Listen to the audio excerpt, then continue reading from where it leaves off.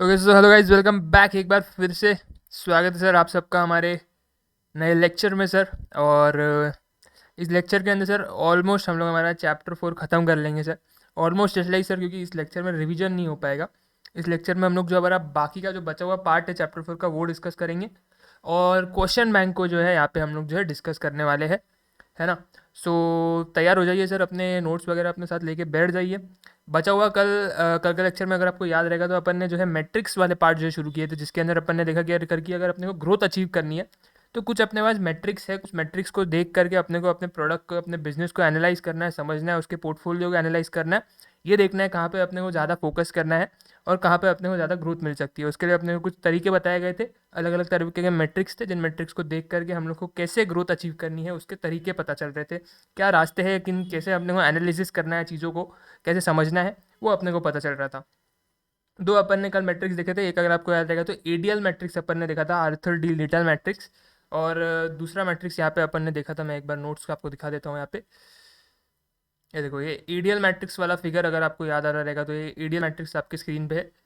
EDL matrix अपन ने देखा था।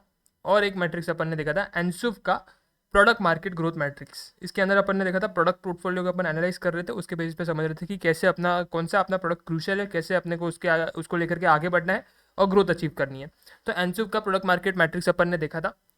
उसके अंदर अपन ने ये समझा था कि यार अपने पास जो है 4 स्ट्रैटेजीज बनती है अगर अपने ग्रोथ अचीव करना है अपने प्रोडक्ट को लेकर के। Market penetration, product development, market development, diversification. Already अपन बहुत बार इस चीज़ को डिस्कस कर चुके हैं, एग्जांपल्स, मल्टीपल एग्जांपल्स अपने जो है यहाँ पे डिस्कस किए हुए। तो ध्यान से आप पिछले लेक्चर्स को जाके देखो, उसके अंदर काफ़ी डिटेल में इन सारी चीज़ों को अपन ने डिस्कस किया हुआ है सर। उसके बाद सर अपन ने देखा था एडियल मैट्रिक्स। एडियल मैट्रिक्स के अंदर अपन ने जो है यहाँ पे अपनी पोजीशन देखी थी, कॉम्पिटेटिव पोजीशन देखी थी। और कॉम्पिटेटिव पोजीशन को देखते हुए देख रहे थे अपन क्या सिनेरियो अपने लिए बन रहा है ना। कितनी ग्रोथ अपन उस पर्टिकुलर कॉम्पिटेटिव पोजीशन के अंदर रह करके अचीव कर सकते हैं ना। कैसे अपन ने आगे मूव ऑन करना चाहिए, कैसे अपन ने चीज़ों को आगे जो है बढ़ाना चाहिए, वो सारी चीज़ें अपन देख रहे थे। तो वो अपने कॉम्पिटेटिव पोजीशन से पता लग रही थी। एक डोमिनेंट अपन ने देखी पोजीशन, है ना, काफ़ी रेयर पोजीशन है, मोनोपोली वाली सिचुएशन है। यहाँ पे ग्रोथ ही ग्रोथ आपको देखने को मिलेगा, चाहे आपका प्रोडक्ट लाइफ साइकिल के आप किसी भी स्टेज पे हो, इंट्रोडक्शन स्टेज पे हो, ग्रोथ स्टेज पे हो, मैच्योरिटी स्टेज पे हो, डिक्लाइन स्टेज पे हो, आपको कहीं ना कहीं बेनिफिट्स यहाँ पे मिलते रहेंगे। आप डोमिनेंट पोजीशन में रहोगे, बाकी जो आपके कंप्यूटर रहेंगे उनसे कहीं ना कहीं आप अच्छी पोजीशन में यहाँ पे रहने वाले हो, तो उसका आपको बेनिफिट यहाँ पे मिलने वाला है। उसके बाद अपन ने देखा यहाँ पे कॉम्पिटेटिव पोजीशन अगली हमारी आई थी स्ट्रॉन्ग, फिर फेवरेबल, टेनेबल और वीक। ये अलग अलग अपन ने जो है अपनी पोजीशन देखी, कॉम्पिटेटिव पोजीशन देखी। उसके हिसाब से आप ये फिगर के अंदर देख सकते हो कि हमारे अलग अलग प्रोडक्ट लाइफ साइकिल स्टेज के अंदर क्या हमारी सिचुएशन बनेगी, वो अपने को जो है देखने को यहाँ पे मिल रहा है। कल के लेक्चर में अपन ने सर यहाँ पे 2 मैट्रिक्स देखे। जैसे कि मैंने आपको बताया, इस लेक्चर का कार्यक्रम अपना ये रहने वाला है कि आगे और 2 मैट्रिक्स हमारे यहाँ पे पेंडिंग है, जिसमें से एक मैट्रिक्स अपने लिए इंपॉर्टेंट है, एक मैट्रिक्स अपने लिए इतना इंपॉर्टेंट नहीं है। आलू आलू मैट्रिक्स है ना। बस एक बार जस्ट रीड करके उसको निकाल लेगा। मैं कौन से मैट्रिक्स की बात कर रहा हूँ तो मैं बता देता हूँ आपको। यहाँ पे मैं बात कर रहा हूँ सर जनरल इलेक्ट्रिक मैट्रिक्स के बारे में। जीई मैट्रिक्स भी इसको बोलते हैं, स्टॉपलाइट स्ट्रैटेजी मॉडल भी आप इसको बोल लो, है ना। खास कुछ काम का यहाँ पे मॉडल है नहीं, कुछ इतना मतलब इसका यूज़ आता नहीं है ना। एग्जाम पॉइंट ऑफ व्यू से भी कुछ इसका रिलेवेंस है नहीं, बट आपके मॉड्यूल के अंदर दिया हुआ है तो आपने को जस्ट एक बार फॉर्मली इसको रीड करना है। मेन अपने लिए मैट्रिक्स जो कि एग्जाम के अंदर पूछे भी जाते हैं, काफ़ी सारे एमसीक्यूज भी इधर से आते हैं, काफ़ी सारे क्वेश्चन इंस्टीट्यूट यहाँ से बनाता है, वो है आपका बीसीजी मैट्रिक्स के ऊपर, बॉस्टन कंसल्टिंग ग्रुप मैट्रिक्स। ये मैट्रिक्स के ऊपर आपको काफ़ी सारे सवाल जो है एग्जाम के अंदर आते हैं, एमसीक्यू के अंदर आते हैं। आपकी थ्योरी डिस्क्रिप्टिव भी आपको जो है केस स्टडी भी आ सकती है कि भाई आइडेंटिफाई करो यहाँ पे बीसीजी मैट्रिक्स के कौन से इसमें ये जो है आपका जो कंपनी है वो फॉल कर रहा है। तो आपको यहाँ पे देखना पड़ता है, ये सारी चीज़ें आपके लिए बीसीजी मैट्रिक्स आपके लिए इंपॉर्टेंट बनता है। और इससे पहले वाले 2 मैट्रिक्स अपन ने जो देखे एडीएल और एनसोफ, वो भी अपने लिए इंपॉर्टेंट बनता है। चौथा जो अपना मैट्रिक्स है जीई मैट्रिक्स, इतना इंपॉर्टेंट नहीं है, बिल्कुल भी इंपॉर्टेंट नहीं है, बस एक बार रीड कर लेने का, खत्म करने का उसको। वो भी अपन आज के इसके अपने लेक्चर के अंदर जो है खत्म करने वाले हैं। उसके साथ सर अपना क्वेश्चन बैंक का डिस्कशन होने वाला है। वैसे अगर आपको पता रहेगा अपना सीक्वेंस ऐसा रहता है कि पहले अपन चैप्टर खत्म करते, फिर एक बार उसका रिवीजन ले लेते और उसके बाद अपन क्वेश्चन बैंक डिस्कस करते। थोड़ा सा यहाँ पे अनफॉर्चुनेट रीजंस की वजह से मैं यहाँ पे जो है पहले आज जो है यहाँ पे क्वेश्चन बैंक डिस्कस करूँगा एंड उसके बाद अपन रिवीजन कर लेंगे। तो थोड़ा सीक्वेंस के अंदर मैंने चैप्टर 4 के लिए जस्ट चेंज किया हुआ है कि पहले अपन क्वेश्चन बैंक जो है डिस्कस करेंगे और उसके बाद अपन जो यहाँ पे आपका रिवीजन करेंगे। बहुत सारे बच्चे मतलब जितने मोस्ट ऑफ द लेक्चर में अपलोड कर रहा हूँ वो कोई इतना खास देख नहीं रहा है, बट मैं उम्मीद कर रहा हूँ फ्यूचर में जाकर के कोई ना कोई इसको देखेगा। मे बी Jan 25 अटैम्प्ट के लिए लोग इसको ज़्यादा देखें, तो उन लोगों के लिए तो सारे लेक्चर्स यूट्यूब पे अवेलेबल रहेंगे। तो आप लोग आपके साइड से पहले हो सकता है तो जा कर के ये देख लेना, रिवीजन देख लेना पूरे चैप्टर 4 का, और उसके बाद क्वेश्चन बैंक का डिस्कशन इस लेक्चर के अंदर आपको देखने को मिलने वाला है ना। तो वो आपके हिसाब से आप कर सकते हो।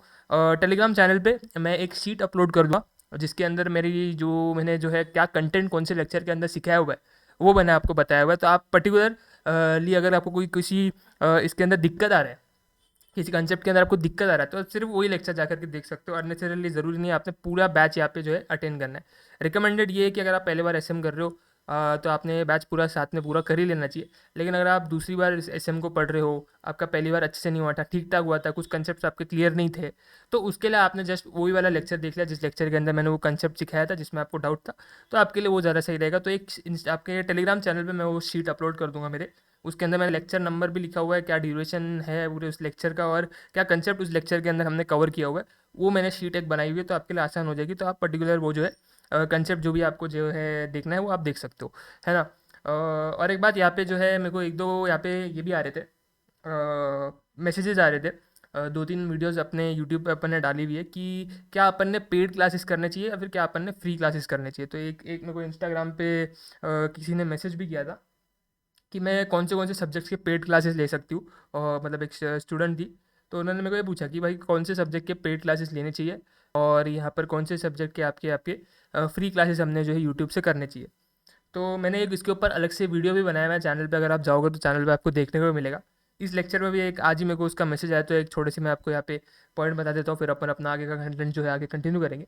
मेरे को ऐसा लगता है अगर कि यार यहाँ पर यहाँ पे जो स्ट्रैटेजिक मैनेजमेंट का ये जो सब्जेक्ट है, अगर आप बाहर मार्केट में जाते हो तो 5,000 6,000, है ना, फैकल्टीज़ इसकी फ़ीस चार्ज कर रही है। मैंने भी जो है यहाँ पे क्लासेस किए हुए, मेरे को जो है यहाँ पे मैं बताऊँ मेरी फैकल्टी, मैंने अमित तातेड़ सर से जो है यहाँ पे स्ट्रैटेजिक मैनेजमेंट पढ़ा था। नवंबर 23 का अटैम्प्ट था, मैंने सारे क्लासेस लिए थे। तो उनका एक कॉम्बो था जिस कॉम्बो के अंदर मेरे को ऑडिट भी मैंने उनसे पढ़ा था, और ईआईएस भी होता था उस टाइम पे, तो ईआईएस भी मैंने उनसे पढ़ा था, और एसएम भी मैंने उनसे पढ़ा था। ये तीनों सब्जेक्ट का जो है यहाँ पे एक कॉम्बो था, काफ़ी सस्ता कॉम्बो था, 12,000 के अंदर मेरे को तीनों सब्जेक्ट पड़ गए, है ना। ईआईएस एसएम मतलब एक सब्जेक्ट और ऑडिट आपका एक सब्जेक्ट, तो ये दो सब्जेक्ट आप कह लो मेरे को जो है यहाँ पे 12,000 के अंदर पढ़ रहे थे। तो जो काफ़ी मेरे को जो है वहाँ पे एक वो वहाँ पे पैसे बच रहे थे मेरे वहाँ पे, तो मैंने जो है अमित ताटेड़ सर को ही सिलेक्ट किया। मैंने उनका बैच किया स्ट्रैटेजिक मैनेजमेंट के, मैंने लेक्चर्स जो है ऑलमोस्ट सारे लेक्चर्स मैंने उनके देखे स्ट्रैटेजिक मैनेजमेंट के। मेरे को ऐसा लगता है अगर कि स्ट्रैटेजिक मैनेजमेंट अगर आप खुद से भी करने की ट्राई करते हो तो आराम से आपसे हो सकता है ना। इसके अंदर कुछ एज सच ऐसी कोई चीज़ नहीं है जो कि आपको बाउंसर जाएगी या फिर कुछ समझ में नहीं आएगा। हो सकता है आपको जो है एक आध दो एग्जाम्पल्स और बता दिए गए तो वो आपको जो है यहाँ पे क्लियर हो जाता है। अगर आप क्लास में भी आके बैठते हो तो आपको एक आध दो एग्जाम्पल ही एक्स्ट्रा बताने को जो है यहाँ पे हम लोग के पास एक दो एग्जाम्पल्स, तीन चार एग्जाम्पल्स ही हमारे पास एक्स्ट्रा होते हैं जो अपन आपको बताते हैं। उसके लिए अननेसेसरली 5-6 हज़ार रुपये देना मेरे को नहीं लगता वर्थ है ना। 5-6 हज़ार रुपये की क्लासेस आपको आज के डेट में कोई भी अच्छी फैकल्टी के, एक्सपीरियंस फैकल्टी के आप देखते हो तो मिलते हैं आपको स्ट्रैटेजिक मैनेजमेंट के। मेरे को लगता है वो खुद से भी आराम से किया जा सकता है सब्जेक्ट। तो स्ट्रैटेजिक मैनेजमेंट डेफिनेटली एक ऐसा सब्जेक्ट है जो कि अपन खुद से कर सकते हैं। मॉड्यूल थोड़ी सी ब्लैक एंड वाइट में मॉड्यूल है, कुछ ज़्यादा मतलब ऐसे वो नहीं रहता, मतलब थेरी है तो थेरी में थोड़ा इंटरेस्ट भी आना चाहिए। तो उसके लिए मैंने एक चीज़ करी कि मैंने कलर कोडेड नोट्स बनाए वो, है ना। तो अगर आपको इंटरेस्ट नहीं आता थेरी में तो आप कलर कोडेड नोट्स मेरे यहाँ से ले सकते हो मेरे पे या मेरे से। और यहाँ पे जो बाकी जो पूरा लेक्चर्स है वो तो मैंने फ्री में यूट्यूब पर डाल रखे, तो आपको कोई उसमें टेंशन लेने की ज़रूरत नहीं है ना। तो अगर किसी भी बच्चे को कोई भी दिक्कत आती है सेल्फ स्टडी करते वक्त तो मेरे लेक्चर्स रिफर कर सकते हैं। जैसे कि मैंने बताया टेलीग्राम पे मैं शीट भी डाल दूंगा कौन से लेक्चर में क्या कंसेप्ट डिस्कस किया हुआ, तो आप सिर्फ वो स्पेसिफिक कंटेंट भी देखना चाहो, स्पेसिफिक कंसेप्ट भी समझना चाहो तो आप जाके उस लेक्चर से समझ सकते हो। तो एक एसएम मेरे को लगता है फ्री में पढ़ा जा सकता है, मतलब खुद से पढ़ा जा सकता है, यूट्यूब से पढ़ा जा सकता है। डेफिनेटली मैं ये लेकर के आ रहा हूँ यूट्यूब पे फ्री बैच, तो आप उसको जो है रेफ़र कर सकते हो आराम से, कोई दिक्कत आपको पे आएगी नहीं। और यहाँ पर जो है आपके जो दूसरे सब्जेक्ट मेरे को लगता है जो आप फ्री में कर सकते हो वो मेरे को लग रहा है लॉ। भी जो है मेरे को नहीं लगता लॉ के लिए भी आपको 9-10 हज़ार रुपये डालने की ज़रूरत है, बिकॉज लॉ के अंदर बस इंटरप्रिटेशन का खेल है। प्रोवाइडेड अगर आप लॉ में अच्छे हो, आपको फाउंडेशन के अंदर अच्छे मार्क्स आए हुए, आपको इंटरेस्ट है लॉ में, तो मेरे को लगता है इंटर का लॉ एज सच कुछ मतलब उसके अंदर ये नहीं है कि आप खुद से इंटरप्रेट नहीं कर सकते। हाँ, एक हाथ दो जगह शायद आपको दिक्कत आ सकती है ना। मॉड्यूल से शायद अगर आप पढ़ने जाओगे तो आपको जो है वहाँ पे थोड़ी सी दिक्कत आ सकती है। तो रिकमेंड करूँगा कोई अच्छी फैकल्टी के आप नोट्स ले लो यहाँ पे, लॉ के कुछ अगर कोई अगर आप अच्छे फैकल्टी के नोट्स ले लेते हो, जैसे कि अपने शुभम सिंगल सर है, मैंने उनकी रेगुलर बैच करी हुई है। तो उनके रेगुलर बैच में एक काफ़ी अच्छा मेरे को एक चीज़ लगी कि वो हैंड रिटन नोट्स भी बनाते हैं साथ साथ में। तो वो एक प्लस पॉइंट है कि आपको आपके खुद के हैंड रिटन नोट्स बने हुए रहते हैं एकदम कंसाइज्ड वे में। एक तो उनके जो खुद के समरी नोट्स है वो काफ़ी कंसाइज्ड है, दूसरा वो अपने हैंड रिटन नोट्स भी बनवाते, वो और कंसाइज हो जाता है, तो काफ़ी अच्छी पकड़ आ जाती है ना। बट उस पर्टिकुलर चीज़ के लिए आप 10,000 डालो, और मेरे को नहीं लगता वर्थ है ना। 10,000 9-10 हज़ार की उनकी कुछ 9,500 की कुछ क्लासेस आती है उनकी, तो मेरे को नहीं लगता वो इतना वर्थ है ना। मेरे को लगता है अगर आप खुद से भी अगर उनकी जो है, मेरे ख्याल से 300-400 रुपये में आपको उनकी जो है समरी बुक मिल जाएगी, 400 रुपये की मेरे ख्याल से उनकी समरी बुक मिल जाएगी आपको लॉ की। मेरे को लगता है वो काफ़ी अच्छी समरी बुक आपके लिए रहेगी, बिकॉज मॉड्यूल से भी अगर पढ़ते हो तो आप अगर आपको अगर आपने फाउंडेशन में आपको आदत है, आप मॉड्यूल से पढ़ते हो थ्योरी सब्जेक्ट को, तो मेरे ख्याल से आप मॉड्यूल भी रिफर कर सकते हो। बट थोड़ा सा आपके लिए वो वास्ट हो जाएगा, चीज़ें काफ़ी आपके लिए बहुत ज़्यादा वास्ट हो जाएगी। उसको कंसाइज करके वो अपनी समरी बुक लेकर के आते हैं, 400 रुपये की मेरे ख्याल से वो रहती है, तो वो काफ़ी आसान होता है उधर से पढ़ने के लिए लॉ, अगर आप खुद से कर रहे हो तो। और हैंड रिटन नोट्स आप खुद से भी अपने बना सकते हो, है ना। थोड़ा अगर आप इंटरेस्ट लोगे सब्जेक्ट के अंदर, तो हैंड रिटन नोट्स आप अपने खुद के भी बना सकते हो, आपको उसके अंदर कोई ऐसे डिफिकल्टी नहीं आएगी एज सच, है ना। तो वहाँ पर आपको जो है, यहाँ पे मैं ये रिकमेंड करूँगा कि लॉ अगर आपको पसंद है, लॉ के अंदर आपको कोई दिक्कत नहीं आती है, इंटरप्रिटेशन वगैरह आपका सॉर्टेड है, आपको अच्छा लगता है लॉ पढ़ना, तो आप वो खुद से भी कर सकते हो। अननेसेसरीली 10,000 रुपये के क्लासेस आपको जो है उसके लिए लगाने के लिए मेरे को नहीं लगता ज़रूरत है। लॉ का काफ़ी ज़्यादा कंटेंट भी आपको यूट्यूब पे मिलता है, उससे भी आप जो है यहाँ पे यूज़ कर सकते हो। जैसे कि आपके दर्शन खरे सर का फ्री फास्ट ट्रैक जो है लॉ का जो है, उन्होंने अपलोड करके रखा हुआ है। एक वाओ बैच करके भी उनकी अवेलेबल है, तो लॉ का फ्री कंटेंट भी दर्शन खरे सर ने बहुत ज़्यादा जो है यहाँ पे यूट्यूब के ऊपर डाला हुआ है, जो कि अगर आप जो है देखते हो ना, तो आपको काफ़ी सारी जो है चीज़ें वहाँ पे भी क्लियर हो सकती है। थोड़ा सा आपने खुद से एफर्ट मार लिया, थोड़ा सा आपने वो फ्री कंटेंट जो उन्होंने डाला है, मेरे ख्याल से 30-35 लेक्चर्स उन्होंने डाले हुए अपने फास्ट ट्रैक बैच के, तो वो काफ़ी अच्छे लेक्चर है, 2-2 घंटे के लेक्चर्स है। मेरे ख्याल से उसके अंदर इनफ है कि अगर आप वो देख लेते हो, खुद से एफर्ट मार लेते हो, तो लॉ भी मेरे को लगता है खुद से भी आप आराम से कर सकते हो। तो लॉ और स्ट्रेटेजिक मैनेजमेंट, ये दो ऐसे सब्जेक्ट है, मेरे को लगता है इसके लिए आपने अगर क्लासेस नहीं भी ली, तो इसको आप आराम से जो है चीज़ों को जो है यहाँ पे डील कर सकते हो। उसके अलावा जितने बाकी आपके सब्जेक्ट बनते हैं, जैसे कि अकाउंट्स हो गया, अकाउंट्स भी आप जो है अकाउंट्स के अंदर अकाउंटिंग स्टैंडर्ड्स वगैरह रहते हैं, अपने लिए नई रहती है वो चीज़, है ना। तो अकाउंट्स भी मेरे को नहीं लगता मतलब आपको कोई दिक्कत है कि अगर आप सेल्फ करते हो, तो मॉड्यूल काफ़ी अच्छे हैं अकाउंट्स के। अगर आप मॉड्यूल से पढ़ते हो, मॉड्यूल के हर एक क्वेश्चन को जो है यहाँ पे सॉल्व करते हो, और मेरे को लगता है वो भी आपके लिए जो है ईजी पड़ सकता है। बट अगर आपको ऐसा लगता है कि नहीं यार, अपने को प्रैक्टिकल सब्जेक्ट में, मेरे को अगर बोलोगे तो प्रैक्टिकल सब्जेक्ट्स के लिए मेरे को जो है अगर किसी का गाइडेंस मिल जाए तो अच्छा रहता है, बिकॉज प्रैक्टिकल थोड़ा सा मेरा वीक है, ऐसा मेरे को लगता है। वीक भी इन द सेंस कि एक्यूरेसी नहीं बनती है मेरी खुद से, तो उसके लिए मैं ये नहीं बोलूँगा कि अननेसेसरली ज़्यादा स्पेंड करो, लिमिट में रहो।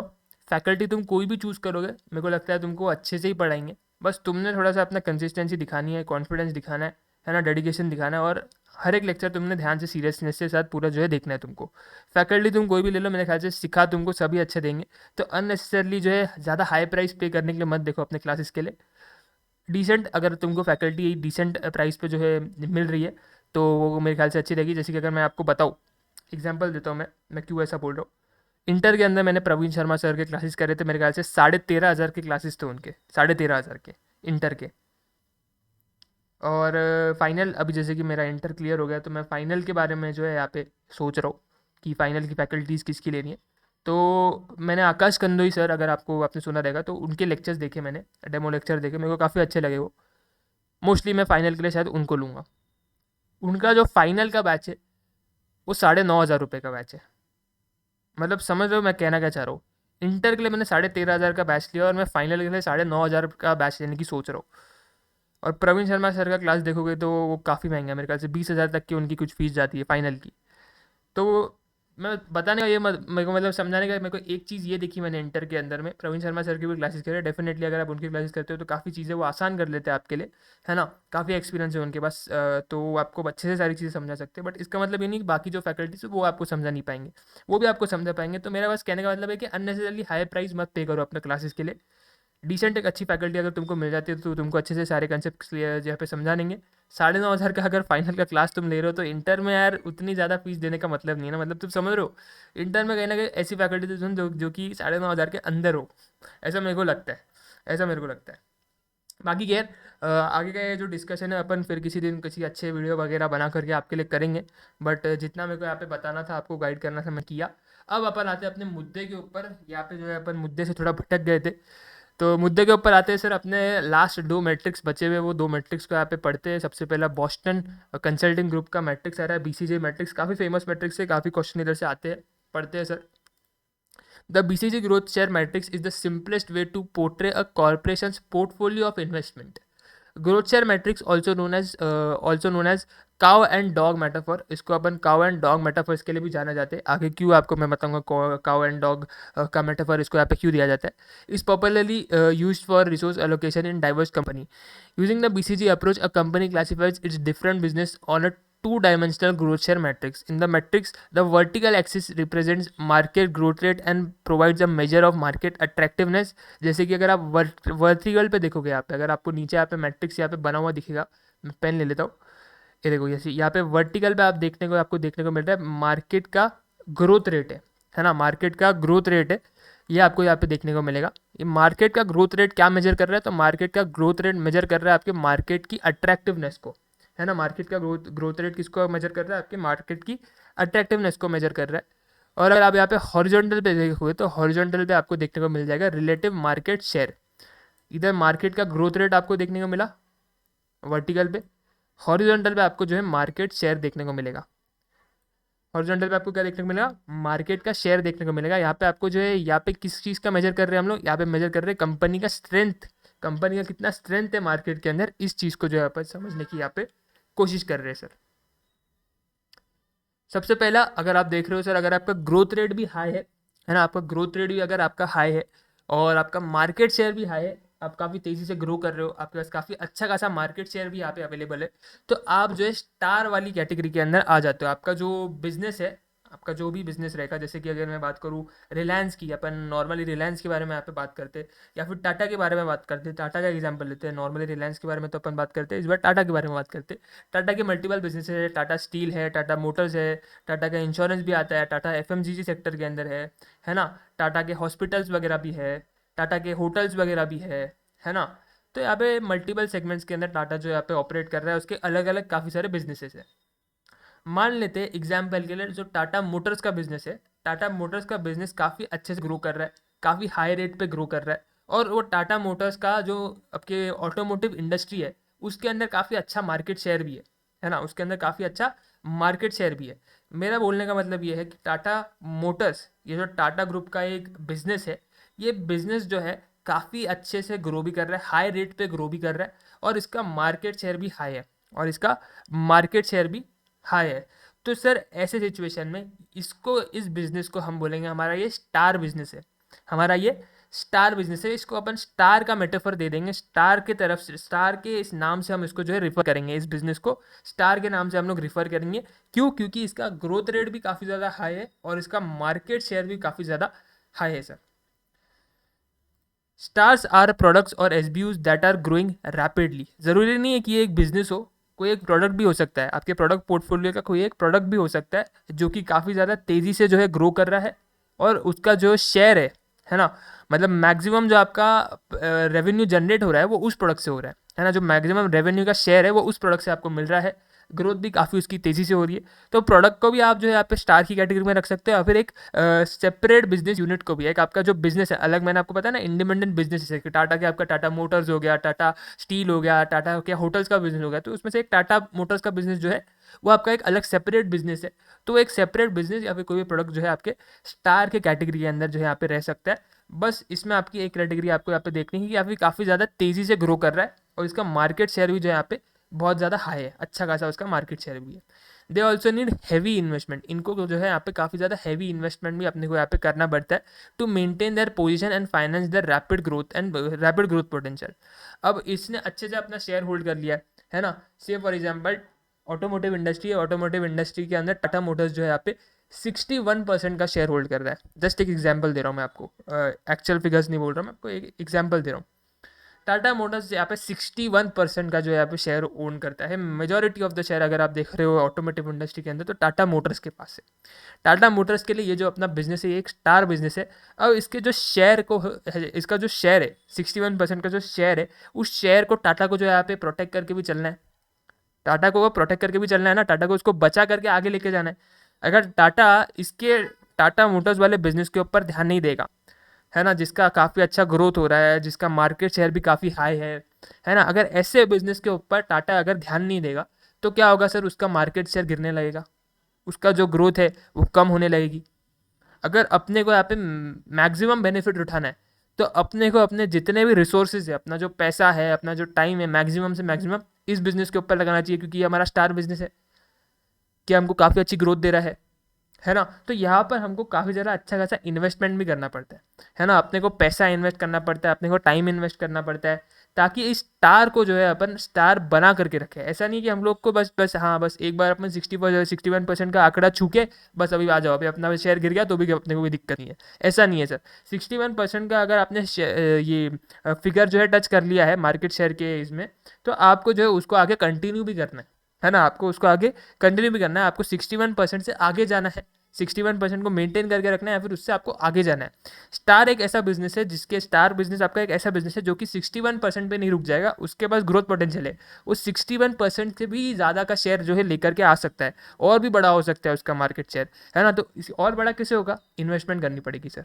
और बड़ा कैसे होगा? इन्वेस्टमेंट करनी पड़ेगी सर। तो आपको काफ़ी ज़्यादा इसके अंदर जो स्टार के अंदर इन्वेस्टमेंट भी करना पड़े गा सर। स्टार बिजनेस जो भी आपके स्टार कैटेगरी के अंदर आपका बिजनेस आता है, आपका प्रोडक्ट आता है, उसके ऊपर काफ़ी आपको इन्वेस्टमेंट भी जो है आपको करना पड़ेगा sir. They represent best opportunity for expansion. अगर आपको एक्सपांशन करना है तो अपने स्टार बिजनेस को देखो, अपने स्टार बिजनेस को ले करके आगे जो है आप एक्सपांशन कर सकते हो। जैसे कि टाटा मोटर्स है, टाटा मोटर्स यहाँ पे देख रहा है करके यार मेरा ऑटोमोटिव इंडस्ट्री के अंदर जो है यहाँ पे काफ़ी ज़्यादा अच्छा जो है यहाँ पे शेयर आ गया है, ग्रोथ पोटेंशियल भी बहुत ज़्यादा मेरा यहाँ पे टाटा मोटर्स के बिजनेस के अंदर है। तो मैं एक काम करता हूँ यहाँ पे, मैं थोड़ा सा जो है यहाँ पे इसको एक्सपांड करने की कोशिश करता हूँ। एक्सपांशन की स्ट्रैटेजीज याद करो, इसी चैप्टर के अंदर अपन ने एक्सपांशन की स्ट्रैटेजीज यहाँ पे जो है यहाँ पे पढ़ी हुई है।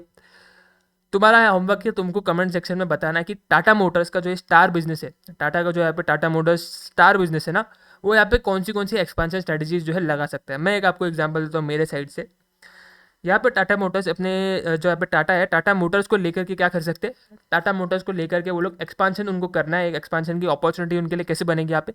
वो लोग देख रहे हैं सीधी सीधी बात, यार टाटा मोटर्स का जो है मेरा बिजनेस है काफ़ी अच्छे से ग्रो कर रहा है, मार्केट शेयर मेरे पास काफ़ी अच्छा है, आगे भी मेरे पास और मार्केट शेयर आने वाला है ना। तो यहाँ पे टाटा मोटर्स क्या करेगा, टाटा मोटर्स देखेगा क्या करके, यार मेरी जो गाड़ियाँ बन रही है, ये गाड़ियाँ जो मैं बना रहा हूँ, इस गाड़ियों के अंदर के जो टायर है ना यार, ये टायर मैं आउटसोर्स करके ले रहा हूँ किसी और से। टायर जो है मेरे गाड़ी का एक हिस्सा है, गाड़ी बनाने के लिए मेरे को टायर भी लगते हैं, तो ये टायर जो है मैं से फॉर एग्जांपल एमआरएफ से ले रहा हूँ, है ना। मेरी जो बैटरीज है, गाड़ी के अंदर बैटरी भी लगती है, वो मैं बैटरी किसी और से ले रहा हूँ, कोई दूसरी कंपनी से ले रहा हूँ, है ना। से फॉर एग्जांपल एमेरॉन से ले रहा हूँ, एमेरॉन एक बैटरी बनाने वाली कंपनी है, मैं उससे ले रहा हूँ। मेरी कार के अंदर जो बैटरी फिट हो रही है मैं उससे ले रहा हूँ। तो टाटा मोटर्स क्या बोल रहा है, यार मेरा यार जो ये बिजनेस है, ये टाटा मोटर्स का जो बिजनेस है, टाटा जो अपने रतन टाटा है, ये देख रहे कि यार ये जो टाटा मोटर्स का बिजनेस है साला स्टार बिजनेस है, ग्रोथ काफ़ी ज़्यादा है, ग्रोथ पोटेंशियल काफ़ी ज़्यादा है, अच्छे तरीके से ग्रो भी कर रहा है, आगे भी ग्रो करेगा, मार्केट शेयर काफ़ी अच्छा है। तो अपन क्या करते, अपन एक्सपांशन करने के लिए देखते अपना जो चीज़ें हैं ना, गाड़ियों के अंदर जो अपने पार्ट्स लग रहे हैं ना, जितने भी अपन आउटसोर्स कर रहे हैं ना, एक काम करते खुद ही बनाना शुरू करते, एक्सपांड करते, इस बिजनेस को एक्सपांड करते। क्यों? क्योंकि ग्रोथ पोटेंशियल बहुत है यार, अभी भी अपन अच्छे से ग्रो कर रहे हैं, आगे भी दिख रहा है ग्रो करेंगे, 61% पे पहुंच चुके हैं, आगे भी दिख रहा है 70-80 आराम से जा सकते हैं, है ना। तो क्यों ना अपन एक्सपांड करें, क्यों ना अपन अपने टाटा मोटर्स के बिजनेस को एक्सपांड करें। स्टार वाली पोजीशन में इन्वेस्टमेंट तो लग ही रहा है ना आपको, तो क्यों ना उसको एक्सपांड करें। क्यों ना जो अपने टायर जो अपन पहले बाहर से ले रहे थे, आउटसोर्स करके ले रहे थे, एमआरएफ से ले रहे थे, आज अपन खुद बनाते। वो बैटरी जो अपन अमेरॉन से ले रहे थे, बाहर से आउटसोर्स करके ले रहे थे, आज अपन खुद बनाते हैं। क्यों? क्योंकि यार हमारा बिजनेस स्टार बिजनेस है यार, स्टार स्टार वाली कैटेगरी के अंदर है, उसका ग्रोथ काफ़ी ज़्यादा है। अगर ग्रोथ काफ़ी ज़्यादा है तो मैं कोशिश करूँगा कि पूरा का पूरा उसका सप्लाई का कंट्रोल मेरे पास हो। अगर किसी और के पास उसके सप्लाई का कंट्रोल होगा तो यहाँ पर जो है दिक्कत हो जाएगी, है ना। अब जैसे कि मैंने आपको बताया टायर अपन लेंगे, फिर उसके बाद अपन क्या करेंगे, अपन जो उसकी बैटरीज है वो भी अपन लेंगे। तो ये एक तरीके से अपन क्या कर रहे हैं, एक्सपांशन कर रहे हैं। कौन सा एक्सपांशन कर रहे हैं दोस्तों, अगर तुम पहचान पा रहे हो ये जो एक्सपांशन है कौन सी स्ट्रैटेजी है, एक्सपांशन की स्ट्रैटेजी है सर, ये एक्सपांशन की स्ट्रैटेजी जो है आपकी vertical expansion strategy, vertical diversification strategy है ये। सर ये कौन सी स्ट्रैटेजी है, वर्टिकल डाइवर्सिफिकेशन स्ट्रैटेजी है। इसके अंदर सर हम लोग क्या कर रहे हैं, बैकवर्ड इंटीग्रेशन कर रहे हैं, है ना। पहले जो अपने को कोई और सप्लाई करता था, हमारे जो प्रोडक्ट है उसका एक पार्ट है जिसे हम लोग पहले किसी और से सप्लाई करके लेते थे, अब अपन बोल रहे हैं यार अपन सप्लाई नहीं लेंगे, अपन खुद का ही सप्लाई चेन बिठाएंगे, बैकवर्ड इंटीग्रेशन करेंगे, खुद ही टायर बनाना शुरू करेंगे। समझ रहे हो सर। तो यहाँ पर आपके जो स्टार बिजनेस है ना, स्टार बिजनेस के अंदर आपको काफ़ी सारी एक्सपांशन की अपॉर्चुनिटीज़ भी मिलने वाली है सर। मल्टीपल तरीके से आप जो यहाँ पे एक्सपेंशन कर सकते हो। आपका होमवर्क है 2-3 तरीके के कैसे आप जो है टाटा मोटर्स के बिजनेस, टाटा मोटर्स जो है यहाँ पे एक्सपांड कर सकते हैं, वो आपको मेरे को कमेंट में बताना है। ठीक है सर। तो ये पहला अपन ने कैटेगरी देखा बीसीजी मैट्रिक्स के अंदर, पहला मैट्रिक्स का जो अपन ने पहला पार्ट देखा, पहला कैटेगरी देखा, वो देखा आपका स्टार कैटेगरी, है ना। स्टार कैटेगरी देखा, सिंपल सी बात है, ग्रोथ रेट काफ़ी हाई है, मार्केट शेयर काफ़ी हाई है, ग्रोथ की अपॉर्चुनिटी बहुत है, इन्वेस्टमेंट बहुत करना पड़ेगा ताकि अपन अपने शेयर को होल्ड करके रख सके और भी ज़्यादा ग्रो कर सके, है ना। और एक्सपांशन के लिए बहुत सारी अपॉर्चुनिटीज आपको यहाँ पे मिलने वाली है सर। अगला आते हैं सर हम लोग किसके ऊपर, कैश काउज के ऊपर। अगला आ रहे हैं हम लोग किसके ऊपर, कैश काउज के ऊपर। अब कैश काउज में क्या सीन है समझते हैं सर। कैश काउज में अगर आप देख सकते हो ना, कैश काउज के अंदर दिक्कत ये है कि ग्रोथ रेट तो हाई है, ग्रोथ रेट तो हाई है, लेकिन मार्केट शेयर उतना नहीं है। ग्रोथ रेट बहुत है, ग्रोथ रेट बहुत है, लेकिन मार्केट शेयर उतना नहीं है सर, मार्केट शेयर थोड़ा सा लो है। सॉरी सॉरी सॉरी सॉरी, उल्टा बोल दिया मैंने, माफ़ करना गाइस। क्वेश्चन मार्क का देख रहा हूँ मैं, क्वेश्चन मार्क का बोल रहा हूँ, sorry, my bad my bad my bad. भूल जा अभी जो भी मैंने बोला, ये जो थोड़ा सा एक दो दो पिछले 10 सेकंड का भूल जाना चीज़, है ना। कैश काउ की बढ़ रहा हूँ मैंने, वो क्वेश्चन मार्क का भूल दिया, माय बैड। कैश काउ में सर क्या सीन है, कैश काउ में क्या सीन है, उल्टा जो मैंने अभी बोला ना उसका उल्टा है सर। ग्रोथ रेट काफ़ी ज़्यादा लो है, मार्केट शेयर काफ़ी ज़्यादा हाई है। कैश काउ के लिए क्या हो रहा है ना सर, ग्रोथ रेट काफ़ी ज़्यादा लो है और आपका जो मार्केट शेयर है ना वो काफ़ी ज़्यादा हाई है। अच्छा, अब यहाँ पर जो है अपन कैश काउ को समझते हैं। कैश काउ में क्या हो रहा है सर, कैश काउ के अंदर दिक्कत ये हो रही है कि लो ग्रोथ आपका जो है, यहाँ पे ग्रोथ काफ़ी ज़्यादा कम है, मार्केट शेयर काफ़ी ज़्यादा है, मार्केट शेयर काफ़ी ज़्यादा है। टाटा मोटर्स का एग्जाम्पल लेते हैं, ये अपन ने अभी टाटा मोटर्स का एग्जाम्पल दिया ना, कि ये टाटा मोटर्स जो है यहाँ पे 61% का मार्केट शेयर लेकर के बैठ गया। अगर टाटा मोटर्स 61% से भी आगे जा सकता है, अगर टाटा मोटर्स 61% से भी आगे जा सकता है तो वो स्टार कैटेगरी में रहेगा। और अगर टाटा मोटर्स 61% से आगे नहीं जा पा रहा है, अगर टाटा मोटर्स 61% से आगे नहीं जा पा रहा है, तो सर उसके लिए वो बिज़नेस जो है, टाटा मोटर्स का बिज़नेस जो है वो कैश काउ बन जाएगा। कैश काउ क्यों बन जाएगा, कैश काउ इसके लिए बन जाएगा क्योंकि मार्केट शेयर तो हाई है, मार्केट शेयर तो अच्छा खासा ले बैठे, लेकिन उस मार्केट शेयर को और बड़ा नहीं कर सकते, और उस मार्केट शेयर को अपन बढ़ा नहीं सकते, 61% से आगे नहीं जा सकते। अगर 61% से आगे जा सकते हो यानी कि यू कैन अचीव ग्रोथ, है ना, यू कैन अचीव ग्रोथ। लेकिन मैं कह रहा हूँ 61% से आगे नहीं जा सकते, 61% पे ही टाटा मोटर्स को यहाँ पे अपना जो है मेंटेनेंस वाला काम शुरू करना पड़ेगा, स्टेबिलिटी स्ट्रेटजी अपनी लगानी पड़ेगी, है ना। तो ऐसे सिचुएशन के अंदर सर उसको ग्रोथ नहीं मिल रही। अगर उसको ग्रोथ नहीं मिल रही है पर उसके अंदर मार्केट शेयर काफ़ी ज़्यादा अच्छा है, अच्छा खासा है उसके पास, तो वो बन जाएगा sir cash cow. Cash cow का आपको यहाँ पे मैं अगर प्रैक्टिकल लाइफ में एग्जांपल दूँ तो एप्पल का एग्जांपल देता हूँ मैं आपको। एप्पल को देखते हैं सर, एप्पल के अंदर कैसा है सर, एप्पल के अंदर एप्पल के मल्टीपल प्रोडक्ट्स है सर। एप्पल का आपका यहाँ पे एप्पल का आईफोन देखने को मिलता है ना, एप्पल का आईफोन देखने को मिलता है। एप्पल का आपको यहाँ पे एयरपॉड्स देखने को मिलते हैं। एप्पल का आपको यहाँ पे जो है मैकबुक देखने को मिलता है। एप्पल का आपको आईपैड देखने को मिलता है ना। फिर एप्पल का जो है आपका जो है यहाँ पे कंप्यूटर भी आता है, अगर आपको पता होगा तो एप्पल का कंप्यूटर भी आता है ना। तो यहाँ पर जो है यहाँ पे अगर आप देखोगे तो एप्पल जो है आईफोन नए नए लाते रहता है, आईपैड नए नए लाते रहता है ना। उसके बाद आपके एयरपॉड्स नए नए आते रहते हैं। लेकिन आपने मैकबुक देखा है कभी, एप्पल इतनी तेज़ी से नए नए प्रोडक्ट मैकबुक नए नए मैकबुक लेकर के आता है, ये देखा है आपने। मैकबुक का जो ग्रोथ रेट है वो एज़ कम्पेयर टू बाकी अदर एप्पल के प्रोडक्ट्स थोड़ा सा कम है। मार्केट शेयर काफ़ी ज़्यादा है, मार्केट शेयर काफ़ी ज़्यादा है। अगर आप देखोगे तो मैकबुक काफ़ी सारे लोग जो है यूज़ करते हैं, एडिटिंग वगैरह के लिए काफ़ी ज़्यादा अच्छे से जो है यहाँ पे मैकबुक जो है चल जाता है।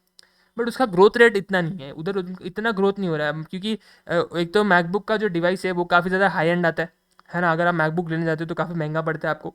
नॉर्मल आप जो है, मैं जैसे कि मैं लैपटॉप यूज़ करूँ 30,000 का लैपटॉप है, मैकबुक 30,000 के अंदर नहीं आएगा। मैकबुक आपको लाख 1.5 लाख, पता नहीं, मेरे को लाख के नीचे तो आपको देखने को नहीं मिलेगा। और वो सिर्फ आप एडिटिंग के लिए ज़्यादा यूज़ कर सकते हो, या फिर नॉर्मल आपकी ब्राउजिंग वगैरह हो गई, उसमें आप इतनी गेमिंग वगैरह नहीं कर सकते हो, तो वहाँ पे गेमर वाली कैटेगरी आपकी हट जाती है ना। तो ऐसी सिचुएशन के अंदर सर क्या हो रहा है कि एप्पल का जो यहाँ पे मैकबुक है ना वो एप्पल के लिए कैश काउ है। क्यों, क्योंकि उसका मार्केट शेयर काफ़ी ज़्यादा है, लोग यूज़ करते हैं, एडिटर्स वगैरह जो होते हैं वो लोग यूज़ करते हैं, ऑफिस गोअर्स काफ़ी कुछ होते हैं वो लोग यूज़ करते हैं मैकबुक को। लेकिन उसका ग्रोथ रेट इतना नहीं है सर। इतना ग्रोथ रेट क्यों नहीं, क्योंकि हाई एंड है, महंगा है काफ़ी, ठीक है ना, हर कोई ले नहीं सकता।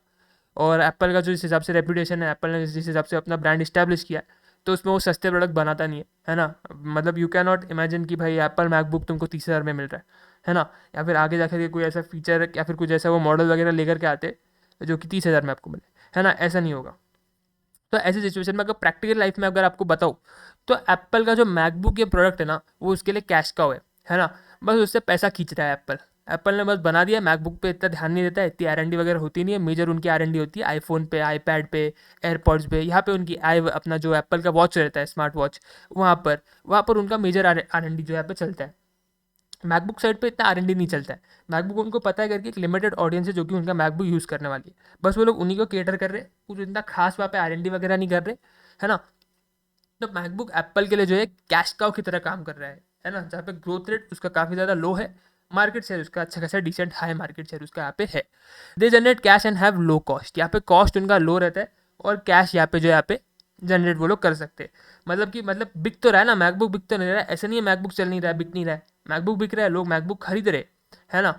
कॉस्ट भी काफ़ी ज़्यादा कम है, तो कैश काफ़ी ज़्यादा अच्छे से आप जनरेट कर सकते हो आपके कैश काउ वाले प्रोडक्ट से या फिर कैश काउ वाले बिजनेस से। They are establish successful and need less investment, establish है, सक्सेसफुल है एंड नीड लेस इन्वेस्टमेंट। मेरे को नहीं लगता आज की डेट में किसको भी ये नहीं पता रहेगा कि भाई एप्पल लैपटॉप भी बनाता है। सबको पता रहेगा करके यार एप्पल लैपटॉप भी बनाता है, कहीं ना कभी आपने आपकी लाइफ में एप्पल का लैपटॉप जो है किसी ना किसी के पास देखा हुआ रहेगा, है ना। तो आपको ऐसा नहीं है कि भाई आप अनअवेयर रहोगे कि भाई एप्पल लैपटॉप भी बनाता है ना, यानी कि वो इस्टेब्लिश हो चुका है, काफ़ी सक्सेसफुल है, काफ़ी लंबे टाइम से आपका जो है एप्पल जो है यहाँ पे मैकबुक बना रहा है, मेरे ख्याल से आईपैड से पहले से भी, है ना। मेरे को लगता है आईपैड बाद में आया है एप्पल का और मैकबुक पहले आया हुआ है, ऐसा मेरे को लगता है। मेरे को इतना मतलब डिटेल्स पता नहीं, बट खैर मेरे ख्याल से एप्पल का मैकबुक पहले आया हुआ है उसके आईपैड से, तो इस्टेब्लिश्ड है, सक्सेसफुल है, इन्वेस्टमेंट भी इतनी नहीं लगती रहेगी, है ना, to maintain then market share अगर आपको मेंटेन करना है, जैसे कि टाटा मोटर्स का भी मैंने आपको एग्जांपल दिया, 61% पे आ गए, यहाँ से आगे नहीं जा सकते, यहाँ तो इसको अपने को मेंटेन करना है। यहाँ पे अपने बेसिकली अगर आप बोलोगे कि अगर आप कैश का होगा आपका बिजनेस बन चुका है ना, तो वहाँ पे आपके लिए बेस्ट स्ट्रैटेजी जो होती है वो है आपकी स्टेबिलिटी स्ट्रैटेजी। जैसे कि स्टार बिजनेस स्टार प्रोडक्ट के लिए आपके लिए एक्सपांशन स्ट्रैटेजी हम बोल रहे हो काफ़ी सारी आपके लिए एक्सपांशन अपॉर्चुनिटीज रहेगी, एक्सपांशन अपॉर्चुनिटीज आपकी स्टार में रहेगी, लेकिन कैश काउ में बिल्कुल भी आपकी एक्सपांशन अपॉर्चुनिटीज नहीं रहेगी। वहाँ पे आपको स्टेबिलिटी स्ट्रैटेजी का जो है यहाँ पे यूज़ करना पड़ेगा। In long run when the growth rate slows down star becomes cash cow. Long run में जब आपकी ग्रोथ रेट बिल्कुल स्लो हो जाएगी तो आपके जितने भी स्टार बिजनेस होंगे, स्टार प्रोडक्ट रहेंगे, वो आपके कैश काउ बन जाएंगे सर। तो मेरे ख्याल से इतना पार्ट आपको क्लियर रहेगा, इतना पार्ट आपको समझ में आया रहेगा। दो अपन ने कैटेगरीज अभी तक देखी, एक स्टार कैटेगरी देखी और दूसरी कैटेगरी देखी अपन ने कैश काउ की। स्टार के अंदर क्या था सर, ग्रोथ रेट भी काफ़ी ज़्यादा हाई थी, मार्केट शेयर भी काफ़ी ज़्यादा हाई था। कैश काउ के अंदर क्या दिक्कत हो रही थी, कैश काउ के अंदर ग्रोथ रेट अपनी काफ़ी ज़्यादा कम हो जा रही है और मार्केट शेयर अपना जो है काफ़ी ज़्यादा है, मार्केट शेयर अपना अच्छा खासा है, मार्केट शेयर अपने पास हाई है।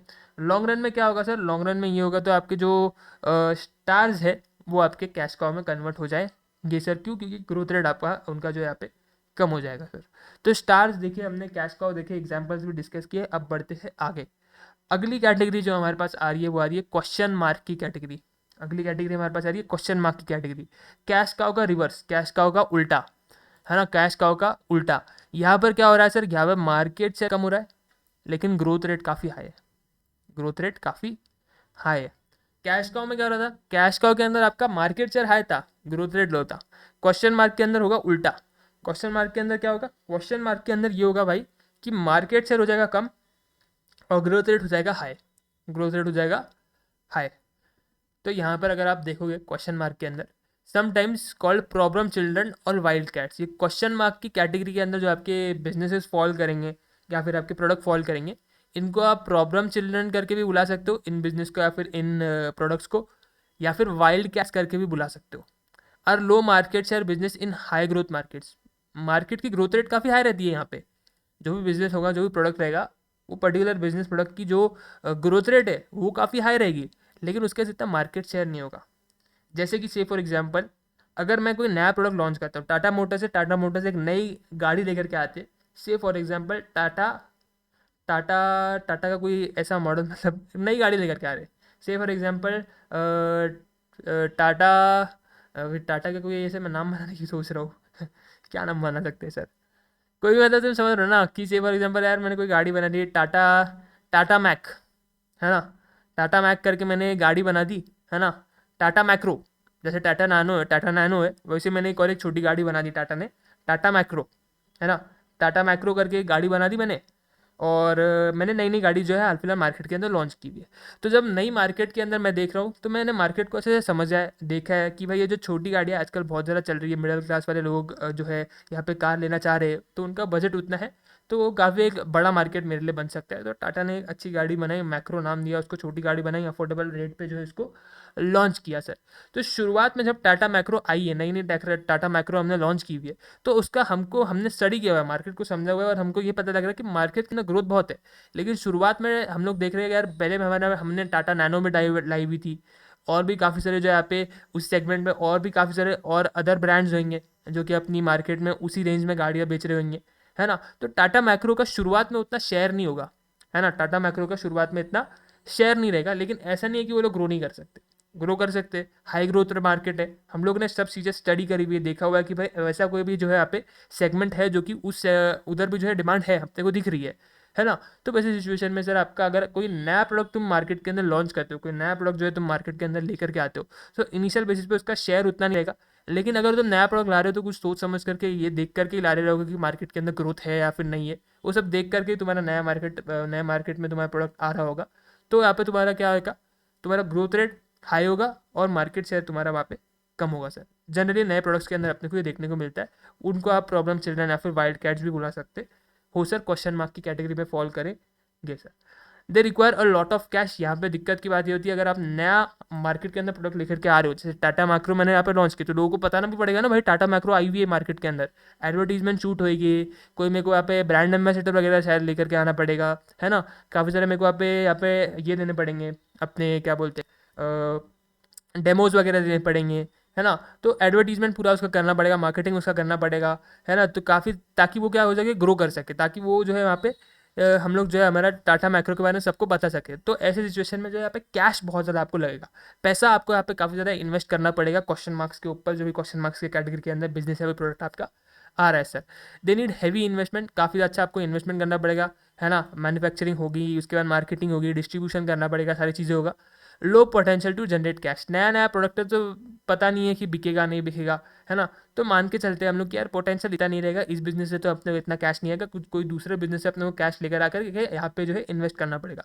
टाइम लगेगा, ऐसा नहीं है कैश नहीं आएगा इस बिजनेस से या फिर इस मॉडल प्रोडक्ट से, टाइम लगेगा, बिकेगा, लोगों को अवेयरनेस पे स्प्रेड होगी, उसके बाद वो भी बिकेगा, उससे भी कैश आना शुरू होगा। बट करेंटली जिस स्टेज पे है तो वो इंट्रोडक्टरी स्टेज पे है, तो उसका जो है यहाँ पे मार्केट शेयर जो है यहाँ पे इतना नहीं है, ग्रोथ पोटेंशियल है, तो उम्मीद है फ्यूचर में जाके कैश आएगा, लेकिन करंटली इतना कैश यहाँ पे आते हुए आपको देखने को मिलेगा नहीं। Question mark if left unattended are capable of becoming cash traps. अगर आपने ध्यान नहीं दिया ना, सिर्फ अंडे के जैसा पैसा लगाते गए, है ना। टाटा मैक्रो तो बना दी, जैसे टाटा नैनो के साथ भी सेम सेम सीन हुआ कि यार टाटा नैनो चली नहीं इतनी, है ना। टाटा ने सोचा था, रतन टाटा ने सोचा था कि यार मैं एक अफोर्डेबल कार लेकर के आ रहा हूँ, मिडिल क्लास को जो यहाँ पे कैटर करने की कोशिश कर रहा हूँ, छोटी गाड़ी बना रहा हूँ, है ना। तो उनको लगा था कि गाड़ी बिकेगी, लेकिन उतना अच्छा रिस्पॉन्स टाटा नैनो को मिला नहीं यहाँ पे, है ना। बट उन्होंने सही टाइम पे ये चीज़ आइडेंटिफाई करी, देखा करके यार टाटा नैनो नहीं चल रही है, तो उसका प्रोडक्शन उन्होंने इमीडिएटली रोका, ज़्यादा पैसा उस पर इन्वेस्ट नहीं किया। लेकिन ये अगर कोई दूसरा नासमझ इंसान होता, है ना, वो क्या करता, अरे नहीं नहीं अभी नहीं पसंद कर रहे ना मेरी लोग कार, थोड़ा मॉडिफाई करता हूँ, इसके ऊपर पैसा लगाता हूँ, लोग खरीदेंगे, है ना। रतन टाटा ने ये बात समझ ली थी कि यार टाटा नैनो नहीं बिकेगी, लोगों को ये कंसेप्ट पसंद नहीं आ रहा है ना। तो उन्होंने तुरंत जो है अपना प्रोडक्शन जो है रोका, कम किया और बंद किया फिर इमीडिएटली उसका प्रोडक्शन, है ना। लेकिन कोई यहाँ पे ना समझ इंसान होता है, वो क्या बोलता है, यार नहीं अपन कंटिन्यू करेंगे, थोड़ा मॉडिफिकेशन करते, थोड़ा सा और रुकते, टाइम पैसा और थोड़ा सा और लगाते, इन्वेस्ट करते, थोड़ी सी और मार्केटिंग वगैरह करते, है ना। तो वो क्या करता है, वो इतना ध्यान नहीं देता, वो समझता नहीं है यार प्रोडक्ट नहीं बिक रहा है तुम्हारा, तो उसको बंद करो ना। तो क्वेश्चन मार्क्स तुम्हारे कैश ट्रैप्स भी हो सकते हैं कि तुम लोग अननेसेसरली उस पर इन्वेस्ट करते रह जाओगे और तुमको उतना डिसेंट रिटर्न मिलेगा ही नहीं, है ना। तुमको क्या करना है, तुमको रिटर्न भी तो निकालना है ना उसके ऊपर। ऐसा तो नहीं है सिर्फ तुम पैसा लगाए जाओगे, रिटर्न भी चाहिए, प्रॉफिट भी कमाना है ना। तो ऐसा हो सकता है क्वेश्चन मार्क्स तुम्हारे लिए, अगर तुम इनको ध्यान नहीं दोगे सही से, है ना, समझोगे नहीं कि भाई तुम्हारा प्रोडक्ट बिजनेस चल रहा है नहीं चल रहा है, तो वो तुम्हारे लिए कैश ट्रैप्स बन सकते, है ना, दिक्कत में पड़ सकते हो। कैश बस उस पर लगाए जाओगे, इन्वेस्ट करे जाओगे, कुछ बेनिफिट तुमको यहाँ पे मिलेगा नहीं, है ना। तो अंधे के जैसा पैसा मत लगाओ क्वेश्चन मार्क्स के ऊपर, ध्यान से देखो समझो, और उसके बाद ही जो है वहाँ पे उसके ऊपर जो है पे तुम जो है पैसा लगाओ। Since growth rate is high, increasing it should be relative easier. इनका ग्रोथ रेट काफ़ी ज़्यादा हाई है, तो ज़रूरी नहीं है कि मतलब ये लोग सक्सीड नहीं करेंगे, जो भी क्वेश्चन मार्क्स के कैटेगरी के अंदर बिजनेस आ रहे, प्रोडक्ट आ रहे, ऐसा नहीं है कि ये लोग सक्सीड नहीं करेंगे, है ना। बट इनका ग्रोथ रेट हाई है, थोड़ा टाइम लेंगे बट सक्सीड ये लोग ज़रूर करेंगे. It is for business organisation to turn them stars and then to cash cows when the growth rate reduces. जैसे जैसे ग्रोथ रेट बढ़ेगा ये लोग स्टार की तरफ बढ़ेंगे, और जैसे जैसे ग्रोथ रेट कम होगा ये लोग कैश काउ की तरफ बढ़ेंगे. यानी कि पहले क्वेश्चन मार्क से आप किधर जाओगे, स्टार पे जाओगे. अगर मैंने कोई नया प्रोडक्ट लेकर के आया तो थोड़ा ना वो नया प्रोडक्ट मेरे आते साथ ही स्टार बन जाएगा. टाइम लगेगा ना यार उसको.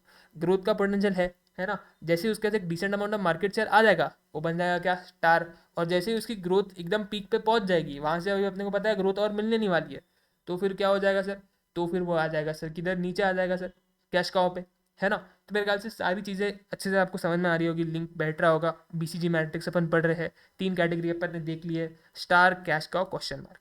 अगली कैटेगरी पे आते हैं सर. अगली कैटेगरी के अंदर हम लोग डिस्कस करते हैं डॉग्स के बारे में सर. अगली कैटेगरी के अंदर हम लोग किसके बारे में डिस्कस करेंगे सर, डॉग्स के बारे में डिस्कस करेंगे. कुत्तों के बारे में देखेंगे, कुत्तों के बारे में सर. कुत्तों का क्या सीन है सर. कुत्तों के अंदर सर ये दिक्कत है कि यार इनका जो मार्केट शेयर है ना, मार्केट शेयर भी लो है, और जो ग्रोथ रेट है वो भी लो है. दोनों लो है. मार्केट शेयर भी लो है और ग्रोथ रेट भी लो है. यानी कि इनके पास इतना ग्रोथ भी नहीं है और इनके पास इतना मार्केट शेयर भी नहीं आ रहा है. ये कब होगा सर, ये तब होगा जैसे कि टाटा नैनो का एग्जांपल दिया मैंने. नया नया सर टाटा ने टाटा नैनो लेकर के आया, ये सोच करके लाया था कि भाई ग्रोथ मिलेगी, मार्केट शेयर आएगा, है ना. तो शुरुआत में क्वेश्चन मार्क में रहा, है ना. शुरुआत में क्वेश्चन मार्क में रहा. मार्केट शेयर इतना नहीं था, लेकिन लग रहा था टाटा को कि भाई ग्रोथ रेट मिलेगी अपने को, ग्रोथ आएगी, ग्रोथ मिलेगी अपने को. लेकिन ग्रोथ नहीं मिली, है ना. ग्रोथ नहीं मिली, मार्केट शेयर भी लो है, ग्रोथ भी लो हो गई. क्या हो जाएगा, डॉग बन जाएगा. समझ लो. तो जब तुम नया प्रोडक्ट मार्केट के अंदर लेकर के आ रहे हो तो सबसे पहले वो तुम्हारे क्वेश्चन मार्क वाली कैटेगरी के अंदर रहेगा. धीरे धीरे जैसे जैसे उसको ग्रोथ मिलेगी, जैसे जैसे उसका मार्केट शेयर बड़ा होगा, जाएगा स्टार में, है ना. और जैसे ही उसका एक बार मार्केट शेयर एकदम पीक पे आ गया, है ना, उसकी ग्रोथ एकदम पीक पे आ गई, अब इससे आगे वो जा ही नहीं सकता, फिर वो आएगा कैश काउ में, है ना. फिर वो आएगा कैश काउ में. अगर नया प्रोडक्ट ला रहे हो, उसको ग्रोथ नहीं मिली, मार्केट शेयर नहीं मिला, ग्रोथ नहीं मिली, तो डेफिनेट जाहिर सी बात है तुमको मार्केट शेयर नहीं मिलेगा, तो तुम बन जाओगे डॉग्स. वो क्या, वो जो बिजनेस है, वो जो प्रोडक्ट है, वो तुम्हारा आ जाएगा डॉग्स वाली कैटेगरी के अंदर, है ना. तो मेरे ख्याल से तुम लोग समझ पा रहे रहोगे मेरी इस बात को, है ना. तो डॉग्स वाले पार्ट को अपन रीड करते हैं. Dogs are low growth. इनका ग्रोथ काफ़ी ज़्यादा लो है, लो शेयर है, शेयर भी इधर नहीं रहता है इतना इनका, है ना. जैसे कि मैंने आपको एग्जांपल दिया टाटा नैनो. टाटा ने सोचा था कि यार मैं नया नया टाटा नैनो लेकर के आ रहा हूँ, मस्त बिकेगी, अपन अच्छे से मार्केट शेयर जो है यहाँ पे कैप्चर करेंगे. लेकिन ग्रोथ मिली नहीं, मार्केट शेयर मिला नहीं, है ना. तो क्या हुआ, जो हम लोग यहाँ पे प्रोडक्ट को लेकर के आए वो बन गया डॉग, है ना. डॉग वाली कैटेगरी में चलेगा. क्यों, ग्रोथ भी नहीं मिली और शेयर भी नहीं मिला. Business and product, they may generate enough cash to maintain themselves. Decent cash आ सकता है, ऐसा नहीं टाटा नैनो बिकी नहीं. एक भी उसका मॉडल बिका नहीं. जब शुरुआत में आया था तो बिक रहे थे, लेकिन जब एक बार एक सर्टेन अमाउंट ऑफ यूनिट्स बिक गए, उसके बाद बिकने ही नहीं शुरू हुए यूनिट्स. उसके बाद बिके ही नहीं यूनिट्स. क्यों, क्योंकि लोगों ने कार को यूज़ किया, उनको पता लग गया यार कुछ इसमें दम नहीं है ना. बस दिखने की कार है, ऊपर रूफ है, बस खत्म, इतना ही है, कुछ इसमें पावर वगैरह कुछ भी नहीं है. तो लोगों को वो चीज़ पसंद नहीं आ रही थी, है ना. लोगों को वो चीज़ पसंद नहीं आ रही थी. तो यहाँ पर ऐसा हो रहा था सर कि आपका जो है यहाँ पे कैश तो जनरेट हो गया ना, इनिशियली थोड़ा सा कैश तो जनरेट हो गया ना, जिससे थोड़ा बहुत वो लोग का बिजनेस वहाँ पे चल गया. हमें भी जो टाटा मोटर्स का जो टाटा नैनो था, उधर उनको हो सकता है यहाँ पे कोई भी प्रॉफिट यार कोई भी लॉस नहीं हुआ हो, ब्रेक इवन पे उन्होंने एंड किया है उस चीज़ को, है ना. तो डिसेंट अमाउंट ऑफ कैश ये लोग निकाल लेते हैं. डॉग्स अपने लिए डिसेंट अमाउंट ऑफ कैश निकाल लेते हैं, थोड़ा बहुत कैश निकाल लेते हैं, जिससे अपना जो है गुजारा उनका चल जाता है. Sometimes they may need cash to survive. अगर नहीं नहीं बिक रहा है, एक भी आपका यूनिट नहीं बिक रहा है, तो फिर आपको आपका जो है एक्सटर्नली आपको उसके अंदर कैश लेकर के आना पड़ेगा, अगर आपका कोई भी यूनिट बिक नहीं रहा है, कुछ भी प्रॉफिट वहाँ पे बन नहीं रहा है. Dogs should be minimise by means of divestment और लिक्विडेशन. डॉग्स बिल्कुल भी अपने पास रखने नहीं चाहिए. ऐसा अगर आपके पास बिजनेस है जहाँ पे ग्रोथ रेट भी काफ़ी लो है, मार्केट शेयर भी काफ़ी ज़्यादा लो है, तो ऐसे बिजनेस को तुरंत जो है अपने जो बाकी जो ग्रुप है तुम्हारे पास उससे जो है अलग करो, है ना. डाइवेस्टमेंट करो, बेचो उसको, या फिर उसको लिक्विडेट करके बंद करो, ख़त्म करो, है ना. तो यहाँ पर मेरे ख्याल से बीसीजी मैट्रिक्स तुमको अच्छे से समझ में आया रहेगा. 4 अपनी कैटेगरी अपन ने यहाँ पे देखी, star, cash cow, question mark, dogs. आराम से घर पे जाना, इसको एक बार रिवाइज करना. हैंड रिटन नोट्स भी मैंने आपको यहाँ पे बना के दिए हुए, वो हैंड रिटन नोट्स भी आपको डेली बेसिस पे यहाँ पे अपडेट करने हैं, अपनी बुक बनानी है ना. बस अपना आखिरी फेज पे है अपने स्ट्रैटेजिक मैनेजमेंट के इस बैच के, है ना. तो मेरे ख्याल से उसको अच्छे से तुम लोग यहाँ पे ख़त्म करना, है ना. और यहाँ पर बीसीजी मैट्रिक्स वाला पार्ट मेरे को लगता है सबको समझ में आया रहेगा. आगे बढ़ते हैं सर. बीसीजी मैट्रिक्स का पोस्ट आइडेंटिफिकेशन स्ट्रैटेजी जो है अपन करेंगे, कि मतलब एक बार आपने आपके अलग अलग बिजनेसेस है, अलग अलग प्रोडक्ट है, उसको आपने आइडेंटिफाई करके कि कौन सा बिजनेस, कौन सा प्रोडक्ट मेरे लिए स्टार है, कौन सा कैश काउ है, कौन सा क्वेश्चन मार्क है, और कौन सा मेरे लिए डॉग है, ये एक बार आपने आइडेंटिफाई कर लिया तो उसके बाद आप आगे क्या करोगे? अगर मैंने एक बिजनेस को आइडेंटिफाई किया कि ये मेरा बिजनेस जो है स्टार बिजनेस है, तो अब मैं आगे उसके साथ क्या करूँगा? आगे मैं उसके साथ क्या करूँगा? जाहिर सी बात है, मैं उसको आगे और बिल्ड करने की कोशिश करूँगा, मैं उसको और बड़ा बनाने की कोशिश करूँगा, क्योंकि स्टार है, ग्रोथ पोटेंशियल बहुत ज़्यादा रहेगा। ग्रोथ पोटेंशियल बहुत ज़्यादा रहेगा तो मैं कोशिश करूँगा ना उसका जितना भी मैक्सिमम ग्रोथ जितना भी हो सकता है उतना मैक्सिमम अपन उसको लेकर के जाए, पैसे वगैरह इन्वेस्ट करेंगे। अगर मेरे को पता है कि कैश का है, मेरा कोई बिजनेस है, कोई प्रोडक्ट है जो कि कैश का वाली कैटेगरी के अंदर है, तो मैं उसको होल्ड करके रखने की कोशिश करूंगा कि यार जितना भी मार्केट शेयर मेरे पास है, सही फॉर एग्जांपल 61% है, तो मैं कोशिश करूंगा कि भाई 61% से कम ना हो। अगर 61% से ज़्यादा भी नहीं हो सकता तो उससे कम भी ना हो, 61% ही रहे, उसको होल्ड करके चलने की कोशिश करूंगा मैं। क्यों? क्योंकि ग्रोथ रेट का इतना पोटेंशियल नहीं है, मार्केट शेयर आ गया अपने पास, ग्रोथ नहीं है। अब ग्रोथ नहीं है तो कोशिश करूंगा जितना मार्केट शेयर आया है उतना तो अपने पास रहे, अपने हाथ से तो नहीं जाए उतना, तो उसको मैं होल्ड करने की कोशिश करूंगा। अगर कैश का वाला बिजनेस है, यहाँ पे कैश का वाला प्रोडक्ट है। अगर मैं क्वेश्चन मार्क वाली कैटेगरी में हूँ, है ना, क्वेश्चन मार्क वाली कैटेगरी में हूँ, तो मैं हार्वेस्ट करने को देखूंगा, है ना, क्योंकि शॉर्ट टर्म में तो टाटा नैनो बिकी थी ना, शॉर्ट टर्म में टाटा नैनो तो बिकी थी, कैश तो आया था, थोड़ा बहुत कैश तो आया था, बस जितना शॉर्ट टर्म में माल बिक रहा है उतना ले लो, है ना। अगर उसके अंदर पोटेंशियल होगा तो लॉन्ग रन में बन जाएगा स्टार, अगर नहीं होगा पोटेंशियल तो अपने को क्या करना पड़ेगा? उसको खत्म करना पड़ेगा, बंद करना पड़ेगा। और अगर मेरे पास कोई डॉग वाला बिजनेस है, कोई डॉग वाला मेरे पास यहाँ पे चीज़ है, प्रोडक्ट है, तो मेरे को उसको क्या करना है? डाइवर्स करना है, उससे मेरे को अलग रहना है, उससे मेरे को जो यहाँ पे दूर रहना है, उसको मेरे को क्या करना है? डाइवर्स करना है। तो पोस्ट आइडेंटिफिकेशन स्ट्रेटजी आपकी क्या रहेगी? एक बार आपने आइडेंटिफाई कर लिया कि भाई कौन सा बिजनेस, कौन सा प्रोडक्ट डॉग है, कौन सा क्वेश्चन मार्क है, कौन सा कैश का है, कौन सा स्टार है, उसके बाद आपको क्या करना है? उसके बाद सिंपली आपको जो है आपके पास 4 स्ट्रेटजीज बनती है: बिल्ड, होल्ड, हार्वेस्ट, डाइवेस्ट। मैंने आपको बताया अभी। बिल्ड आप कब करेंगे? बिल्ड आप तब करेंगे तब आपको जब आपने आइडेंटिफाई किया हुआ कि आपका जो बिजनेस है, आपका जो प्रोडक्ट है, उसका मार्केट शेयर काफ़ी ज़्यादा बढ़ रहा है, ग्रोथ उसके पास काफ़ी ज़्यादा है, ग्रोथ का पोटेंशियल उसमें काफ़ी ज़्यादा है, तो उसको आप बिल्ड करने की कोशिश करोगे। यार the objective is to increase the market share even by foregoing short term earnings in favour of building a strong future with large market share. यहाँ पे आप जो है यहाँ पे आपके स्टार प्रोडक्ट आते हैं। बिल्ड आप किसको करते हो? आपके स्टार प्रोडक्ट, स्टार बिजनेस को आप यहाँ पे बिल्ड करने की कोशिश करते हो। होल्ड आप किसको करते हो? होल्ड आप करते हो इस ऑब्जेक्ट के साथ में कि आपको आपका मार्केट शेयर प्रिजर्व करना है, आपका मार्केट शेयर आपको प्रिजर्व करना है। कहाँ करोगे? कैश काउ में करोगे। मार्केट शेयर प्रिजर्व कहाँ करोगे? कैश काउ में करोगे। Harvest, here the objective is to increase the short term cash flow regardless of long term effect. Long term क्या होता है? फर्क नहीं पड़ता भाई, शॉर्ट टर्म में अपने को देखना है। शॉर्ट टर्म में अगर अपने पैसा कमा पा रहे हैं, खींचो पैसा जितना खींच पा रहे हो। ये क्या करेंगे अपन? ये करेंगे क्वेश्चन मार्क में, क्वेश्चन मार्क डाल देता हूँ बस, ठीक है, समझ जाना। और last, divest, here the objective is to sell और लिक्विडेट। बेचना है, खत्म करना है, बंद करना है बिजनेस को या फिर अपने प्रोडक्ट को। कहाँ करोगे? डॉग में करोगे। कहाँ करोगे? डॉग में करोगे। ठीक है सर। तो ये आपका जो है बीसीजी मैट्रिक्स वाला पार्ट जो है यहाँ पे ऑलमोस्ट ऑलमोस्ट खत्म होता है ना। लास्ट पार्ट आपके बीसीजी मैट्रिक्स के अंदर अपन ये देख रहे हैं कि क्या बीसीजी मैट्रिक्स आपके लिए हेल्पफुल भी रहता है। क्या बीसीजी मैट्रिक्स आपके लिए हेल्पफुल भी रहता है? तो समझते, the growth share matrix, BCG matrix को आप ग्रोथ शेयर मैट्रिक्स भी बोलते हो, has done much to help strategic planning. However there are some problems and limitations with the technique. कुछ प्रॉब्लम्स है, कुछ लिमिटेशंस है, आपकी क्वेश्चन आ सकता है, इसलिए ध्यान देना। BCG matrix can be difficult, आपके लिए डिफिकल्ट हो सकता है, टाइम कंज्यूमिंग हो सकता है, एंड कॉस्टली टू इम्प्लीमेंट हो सकता है ना। Management may find it difficult to define SBUs, है ना। आप अलग अलग आपके सेपरेट बिजनेस को आइडेंटिफाई करने में, उसको डिफाइन करने में, उसको समझने में थोड़ा सा आपको डिफिकल्टी हो सकती है। And measure market share and growth, उसका ग्रोथ को मेजर करने में, मार्केट शेयर को मेजर करने में आपको थोड़ी डिफिकल्टी हो सकती है। टाइम कंज्यूमिंग प्रोसेस है, कॉस्टली भी है थोड़ा सा, ये इसकी लिमिटेशन है। It also focus on classifying current business but provide little advice for future planning. Future में क्या करना है उसके लिए बहुत थोड़ी सी एडवाइस देता है। बस देखो ना, एक एक लाइन की एडवाइस दी है, बिल्ड करो, होल्ड करो, हार्वेस्ट करो, डाइवेस्ट करो। फ्यूचर को लेकर के इतना छोटा छोटा बात बताया है। करंट के बारे में बहुत बात करता है, यार करंट में क्या करना चाहिए, लेकिन फ्यूचर में क्या करना है ये भी तो बताओ। फ्यूचर कौन बताएगा? अगर तुम करंट बताओगे तो फ्यूचर कौन बताएगा? तो ये किसका लिमिटेशन है कि सिर्फ करंट के बारे में बहुत ज़्यादा बातचीत करते हैं, फ्यूचर प्लानिंग के बारे में कम एडवाइस देता है आपको।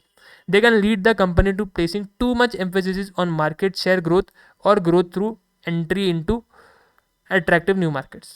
Growth growth growth growth growth growth की बातें करता है, बाकी चीज़ों की भी तो बात कर, है ना, बाकी चीज़ों में तो बात कर। तुम लोग क्या करोगे? ये देखोगे भाई ये इंडस्ट्री में ग्रोथ है, घुस जाओ, ये इंडस्ट्री में ग्रोथ नहीं है, मत घुसो। ऐसा नहीं होता ना, मल्टीपल फैक्टर्स होते हैं, मल्टीपल चीज़ें रहती है जिसको आपको देखना होता है, समझना पड़ता है, उसके बेस पे आप डिसीजन लोगे। तो ये सिर्फ ग्रोथ ग्रोथ ग्रोथ को देख करके डिसीजन लेने को बोलता है। सिर्फ ग्रोथ से जो है सारे डिसीजन नहीं लिए जाते, बाकी चीज़ें भी आपको यहाँ पे देखनी पड़ती है। This can cause unwise expansion into hot new risky ventures और divesting establish units too quickly. आप देखोगे यार कि यार ये इंडस्ट्री है, इसमें बहुत ग्रोथ मिल रही है। से फॉर एग्जांपल टाटा मोटर्स है, टाटा मोटर्स देख रहा है घर की अपने कोई भी एग्जाम्पल टेलीकॉम इंडस्ट्री में बात ले लेते हैं कि टाटा देख रहा है टेलीकॉम इंडस्ट्री के अंदर बहुत ग्रोथ है, चलो घुस जाते हैं उसके अंदर। अरे ये भी तो देख, तू वो बिजनेस कर पाएगा नहीं कर पाएगा, तेरे में पोटेंशियल है नहीं, तेरे में कैपेबिलिटीज है नहीं, तेरे पास रिसोर्सेज है नहीं, वो भी तो देख। उसमें सिर्फ ग्रोथ देख करके तू नहीं घुस सकता ना, बाकी चीज़ें भी तो देखनी पड़ेगी तेरे को, है ना। तो यहाँ पर जो है क्या हो रहा है सर, यहाँ पर आपको जो है बाकी सारी चीज़ें भी यहाँ पे देखनी पड़ती है सर। सिर्फ ग्रोथ देख करके नहीं घुस सकते आप, ग्रोथ देख के घुसोगे तो काफ़ी ज़्यादा रिस्की सिचुएशन आपके लिए हो जाएगा, काफ़ी रिस्की सिचुएशन हो जाएगा, है ना। आप फंस भी सकते हो, कैश ट्रैप में फंस सकते हो आप, है ना, कुछ भी हो सकता है। तो आप सिर्फ ग्रोथ देख करके काम नहीं चला सकते यहाँ पे, है ना। तो मेरे ख्याल से समझ में आ रही रहेगी। इसी के साथ अपना सर BCG मैट्रिक्स यहाँ पे ख़त्म होता है। 3 मेजर मैट्रिक्स जो आपकी एग्जाम में आपको पूछे जा सकते हैं वो अपन ने देखे, समझे। मेरे ख्याल से तुमको भी आराम से सारी चीज़ें जो है समझ में आ रही रहेगी। कोई भी दिक्कत है, कमेंट बॉक्स तुम्हारे लिए ओपन है, तुम उसमें कमेंट वगैरह कर सकते हो सर। अगला सर लास्ट मैट्रिक्स अपन जो देखेंगे, जस्ट एक बार मैं इसको फॉर्मली रीड करने वाला हूँ, ठीक है। उसके बाद अपना चैप्टर 4 खत्म हो जाएगा। आई नो रिवीजन बचा हुआ है, क्वेश्चन बैंक बचा हुआ है, बट अपना जो है एक बार जो है चैप्टर 4 का जो रेगुलर अपना बैच है वो खत्म हो जाएगा, फिर रिवीजन एंड अपन बाकी चीज़ें तो करेंगे, क्वेश्चन बैंक डिस्कस तो करेंगे। लास्ट मैट्रिक्स है, जस्ट फॉर्मली इसको रीड करना है, सीरियसली बिल्कुल मत लेना, कुछ काम का ये मैट्रिक्स है नहीं। This model has been use GE matrix, इसको अपन बोलते हैं General Electric matrix. Stop light strategy model, इसके और भी काफ़ी नाम है। This model has been use by General Electric company, develop by GE, कुछ काम का नहीं है। The model is also known as business planning models, business planning matrix, बस नाम है, एक बार देख लो, मल्टीपल नाम है इसके। GE 9 cell matrix, GE model, है ना, अलग अलग इसके नाम है। The strategic planning approach in this model has been inspired from traffic control lights. यहाँ पे जो स्ट्रेटेजिक मॉडल इंस्पायर किया गया है, इंस्पायर हुआ है, वो आपके जो ट्रैफिक लाइट्स होती है ना, उनसे इंस्पायर हुआ हुआ है। The lights that are used at crossing to manage traffic are green, अपने को पता है, गो, एम्बर या फिर येलो बोल लो कॉशन के लिए, रेड आपको स्टॉप के लिए, रुकने के लिए। बच्चों वाली इन्फॉर्मेशन दे रहे हैं, इतना इसलिए मैंने बताया, बिल्कुल भी ये काम का मैट्रिक्स है नहीं, जस्ट एक रीड कर लेने का। This model use 2 factors while taking strategic decision. अगर आपको कोई भी स्ट्रेटेजिक डिसीजन लेना है, 2 चीज़ों को ध्यान में रखो इस मॉडल के अनुसार, बिजनेस स्ट्रेंथ को और मार्केट अट्रैक्टिवनेस को। अब बिजनेस स्ट्रेंथ तुम बोल रहे हो, तो बिजनेस के स्ट्रेंथ को हम लोग कैसे डिफाइन करोगे, बिजनेस की स्ट्रेंथ को कैसे मेजर करोगे? बिजनेस की स्ट्रेंथ को मेजर करोगे मार्केट शेयर से, ग्रोथ रेट से, प्रॉफिट मार्जिन से, distribution efficiency, brand image, ability to compete on price and equality, customer loyalty, production capacity, technological capability, relative cost position, management calibre, है ना, management कितने अच्छे से कर सकते हो चीज़ों का, आपका मैनेज करने का तरीका कैसा है। ये सारी चीज़ों में आप बोल सकते हो यार मेरे पास स्ट्रेंथ है। अगर तुम, मैं बोल रहा हूँ यार मेरे बिजनेस के पास जो है काफ़ी सारे स्ट्रेंथ है, तो स्ट्रेंथ क्या हो सकती है? हो सकती है मेरे पास काफ़ी ज़्यादा मार्केट शेयर हो सकता है मैं जिस मार्केट में हूँ उसका ग्रोथ रेट का पोटेंशियल बहुत ज़्यादा हाई हो सकता है मेरा प्रॉफिट मार्जिन बहुत ज़्यादा हाई हो, ये मेरे लिए एक स्ट्रेंथ हो सकती है। हो सकता है मेरे पास डिस्ट्रीब्यूशन काफ़ी ज़्यादा एफिशिएंट हो, डिस्ट्रीब्यूशन काफ़ी ज़्यादा अच्छा हो, ये मेरे लिए एक स्ट्रेंथ हो सकती है। मेरी ब्रांड इमेज काफ़ी अच्छी है, पॉजिटिव ब्रांड इमेज है, ये मेरे लिए एक स्ट्रेंथ हो सकती है। मेरे प्राइस काफ़ी ज़्यादा यहाँ पे मतलब कम्पीट करने वाला प्राइस है, कंपिटेटिव क्वालिटी है।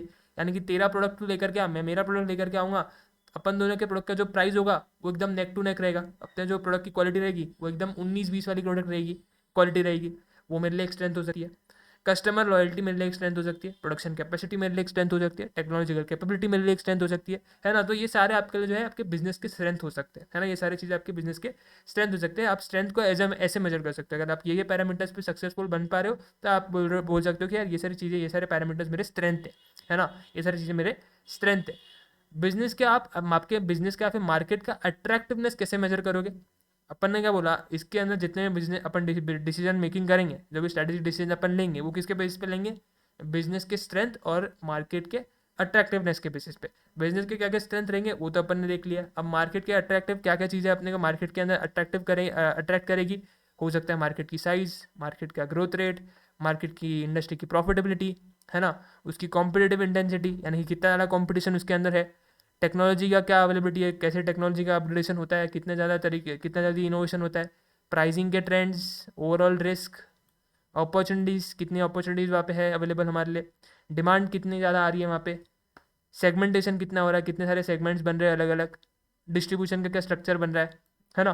तो ये सारे आपके मार्केट के अट्रैक्टिवनेस को आप जो है इन सारे पैरामीटर्स पे जो है मेजर कर सकते हो सर। कोई खास इसके अंदर था नहीं, जस्ट एक बार फॉर्मली रीड करना था। एक आधा कोई स्टेट क्वेश्चन आ जाए कि मार्केट के अट्रैक्टिवनेस कैसे मेजर करोगे अकॉर्डिंग टू जी मॉडल, ये सारे पॉइंट लिख के आने के।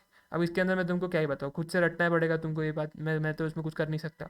और बिजनेस के स्ट्रेंथ को कैसे मेजर करोगे अकॉर्डिंग टू जी मॉडल, ये सारे पॉइंट लिख के आ जाने का, खत्म। इसी के साथ चैप्टर 4 होता है सर यहाँ पे ख़त्म।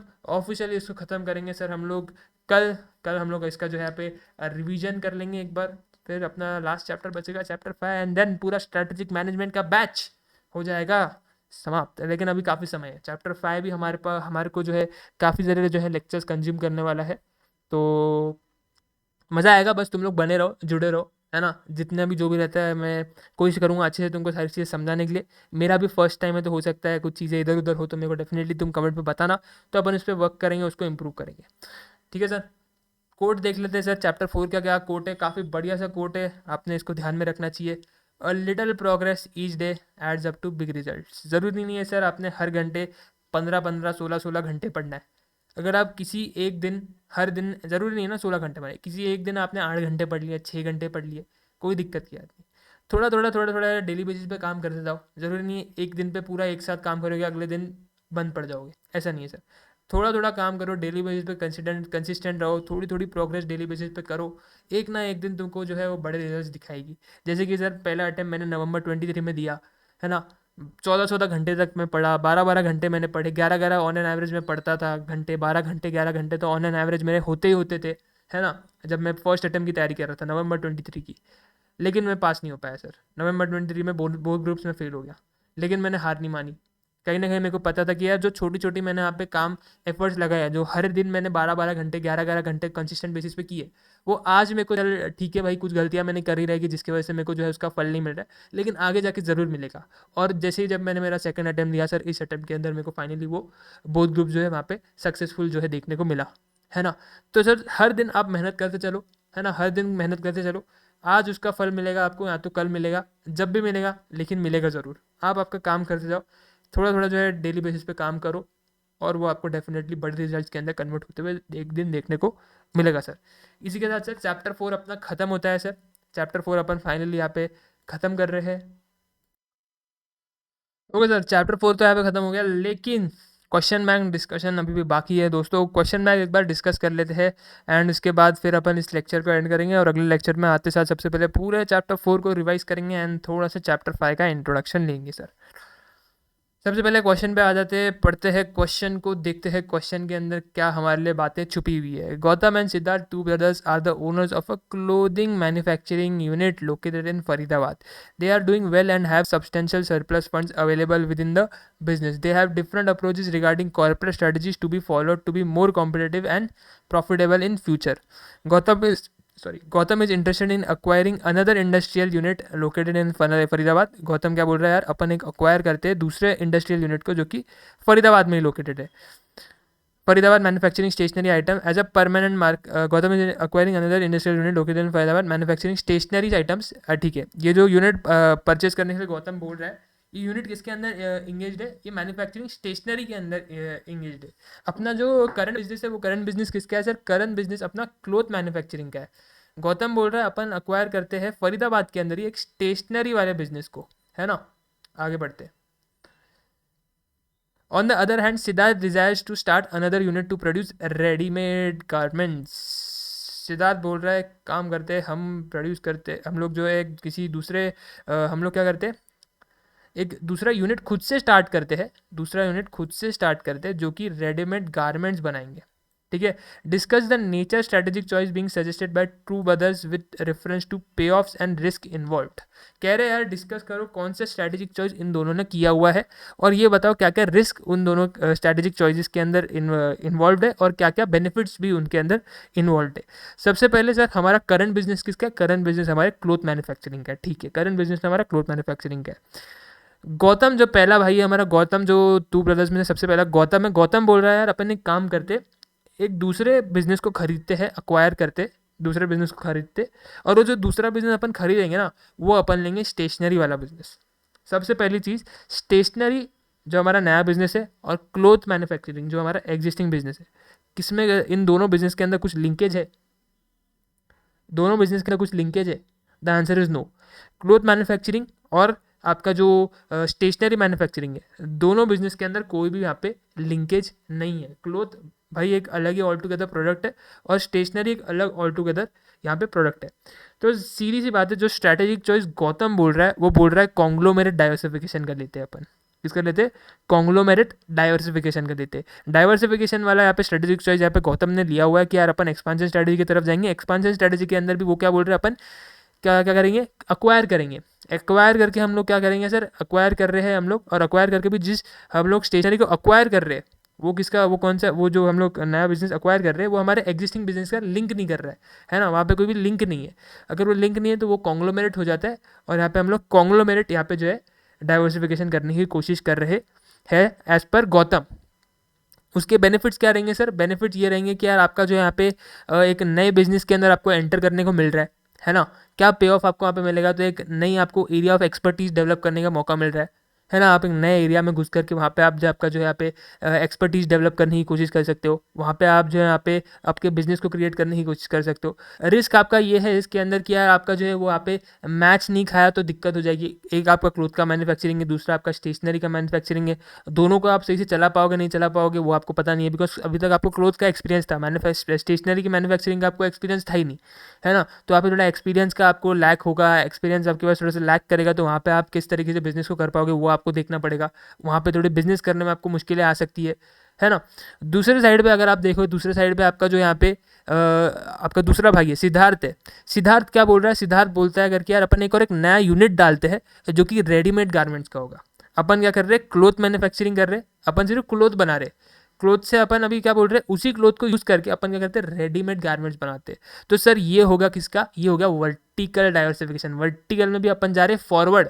एग्जिस्टिंग बना रहे थे क्लोथ, और अब उसी क्लोथ को यूज़ करते हुए आगे गारमेंट्स बनाएंगे और गारमेंट्स बना करके बेचेंगे, है ना? तो हम लोग फॉरवर्ड इंटीग्रेशन कर रहे हैं। वर्टिकल इंटीग्रेशन के अंदर भी हम लोग क्या कर रहे हैं? फॉरवर्ड इंटीग्रेशन कर रहे हैं सर।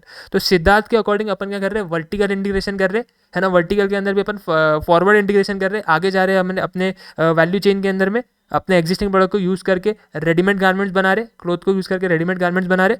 और गौतम क्या बोल रहा है? गौतम बोल रहा है अपन कॉन्ग्लोमेरेट डाइवर्सिफिकेशन करते हैं, ऑल टुगेदर एक नया बिजनेस हम लेकर के आते हैं जिसका हमारे एग्जिस्टिंग बिजनेस के साथ कोई भी लिंकेज नहीं होगा। सर आइए एक बार आंसर देखते हैं इसका।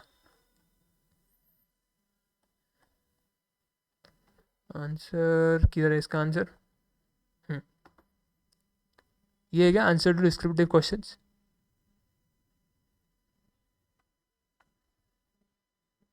एक second,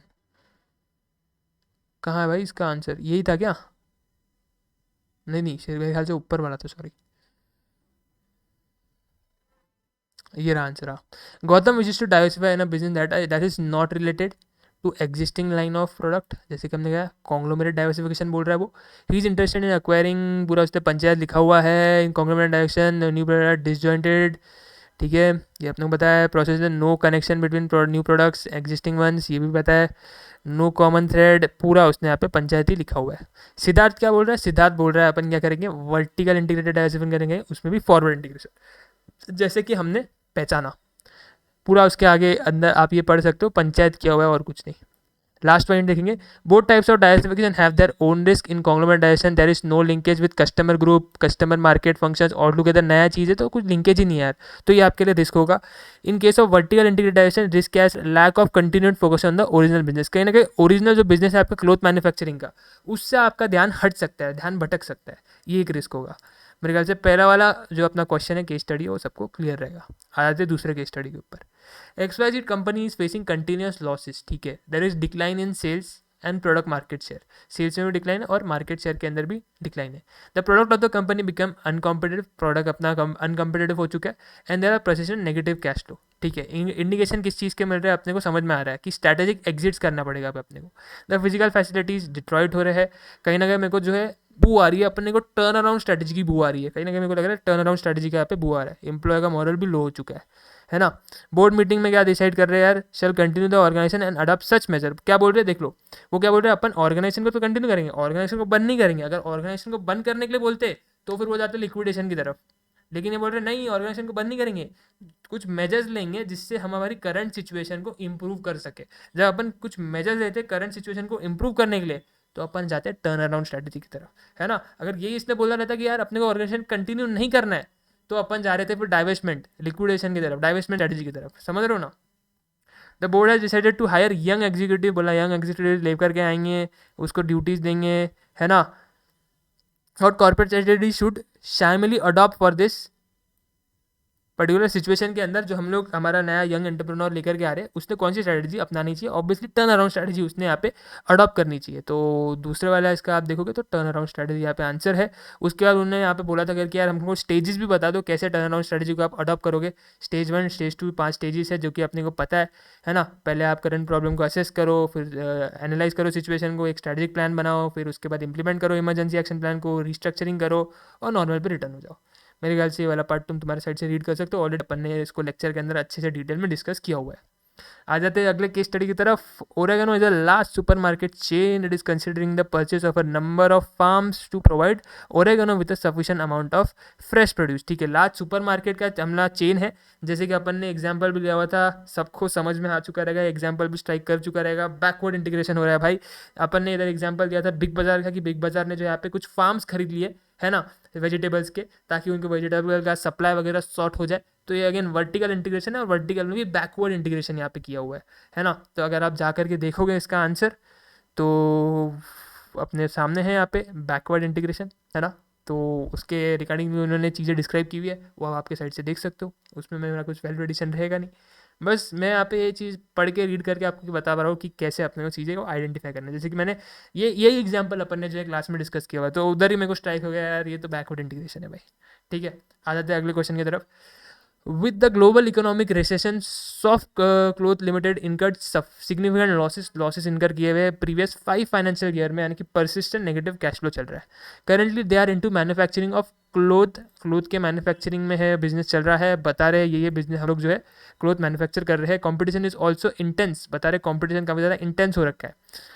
the company is facing cash crunch, cash available है नहीं, and has not been able to pay off the salaries, employ लोगों को सैलरीज भी नहीं गई है। Suggest a grand strategy that can opted by soft cloth limited. देखो अभी कैश ही नहीं है, अगर तुम्हारे पास कुछ भी कैश ही नहीं है, तो तुम लोग कैसे अपनी करंट सिचुएशन को इम्प्रूव कर सकते हो। तो समझ रहे हो तुम, कंपटीशन एकदम तगड़ा हो रखा है, कैश तुम्हारे पास है ही नहीं। अगर मैं सोच रहा हूँ कि यार चल करंट सिचुएशन को मैं इम्प्रूव करने के लिए देखता हूँ, तो कैसे करूँगा, कैश ही नहीं है, कैसे करूँगा, कैश ही नहीं है। समझ रहे हो तुम लोग, सिग्निफिकेंट लॉसेज है, पिछले 5 सालों से तुम लोग लॉस में चल रहे हो, पिछले 5 सालों से तुम लॉस में चल रहे हो, कैश तुम्हारे पास है नहीं, एम्प्लॉय लोगों को पैसा दे नहीं पा रहे हो, कंपटीशन बढ़ते जा रहा है, तो क्या करोगे। और एक तो ऊपर से तुम लोग इतने सारे मल्टीपल क्लोथ मैन्युफैक्चरिंग कर रहे हो, कॉटन भी मैन्युफैक्चर कर रहे हो, सिल्क भी मैन्युफैक्चर कर रहे हो, पॉलिस्टर भी मैन्युफैक्चर कर रहे हो, लाइक्रा भी कर रहे हो, अलग अलग ब्लेंड्स भी बना रहे हो, है ना। तो इधर यहाँ पे एडवाइजेबल ये रहेगा कि यार एक आधा जो इसका जो तुम्हारा प्रोडक्ट है उसको बंद करो, है ना। एक ही प्रोडक्ट पे फोकस करो, ताकि एक ही प्रोडक्ट से तुम थोड़ा सा पैसा निकाल पाओ। इधर तुम सिल्क भी कर रहे हो, पॉलिस्टर भी कर रहे हो, कॉटन भी कर रहे हो, एडवाइजेबल है कि यार सिल्क मत करो, पॉलिस्टर मत करो, या फिर एक दो जो तुम्हारे को लग रहा है एकदम हॉट सेलिंग प्रोडक्ट तुम्हारे, जो कि ज़्यादा पोटेंशियल दिख रहा है तुमको वहाँ पे ग्रोथ का, एग्जाम्पल कॉटन हो गया, फिर पॉलिस्टर हो गया, इधर तुमको लग रहा है बहुत ज़्यादा ग्रोथ की अपॉर्चुनिटीज़ है ना। तो सिर्फ बाकी सारे बंद करो, सिर्फ कॉटन और पॉलिस्टर पर ध्यान दो, और सिचुएशन को इंप्रूव करने की कोशिश करो। तो बाकी सब जो अपने यूनिट्स है, बाकी सब जो अपने प्रोडक्ट्स है, उनके साथ क्या करेंगे, डाइवेस्टमेंट स्ट्रेटेजी। यहाँ पर आपके लिए बेस्ट चीज़ रहेगी डाइवेस्टमेंट स्ट्रेटेजी। टर्न अराउंड क्यों नहीं कर रहे, टर्न अराउंड इसके लिए नहीं कर रहे यार, कैश ही नहीं है, ऑलरेडी तू भटका हुआ है, तेरे पास इतने सारे प्रोडक्ट्स है, तू मल्टीपल जगहों पे ध्यान दे रहा है, उलझा हुआ है, कंफ्यूज्ड है ना।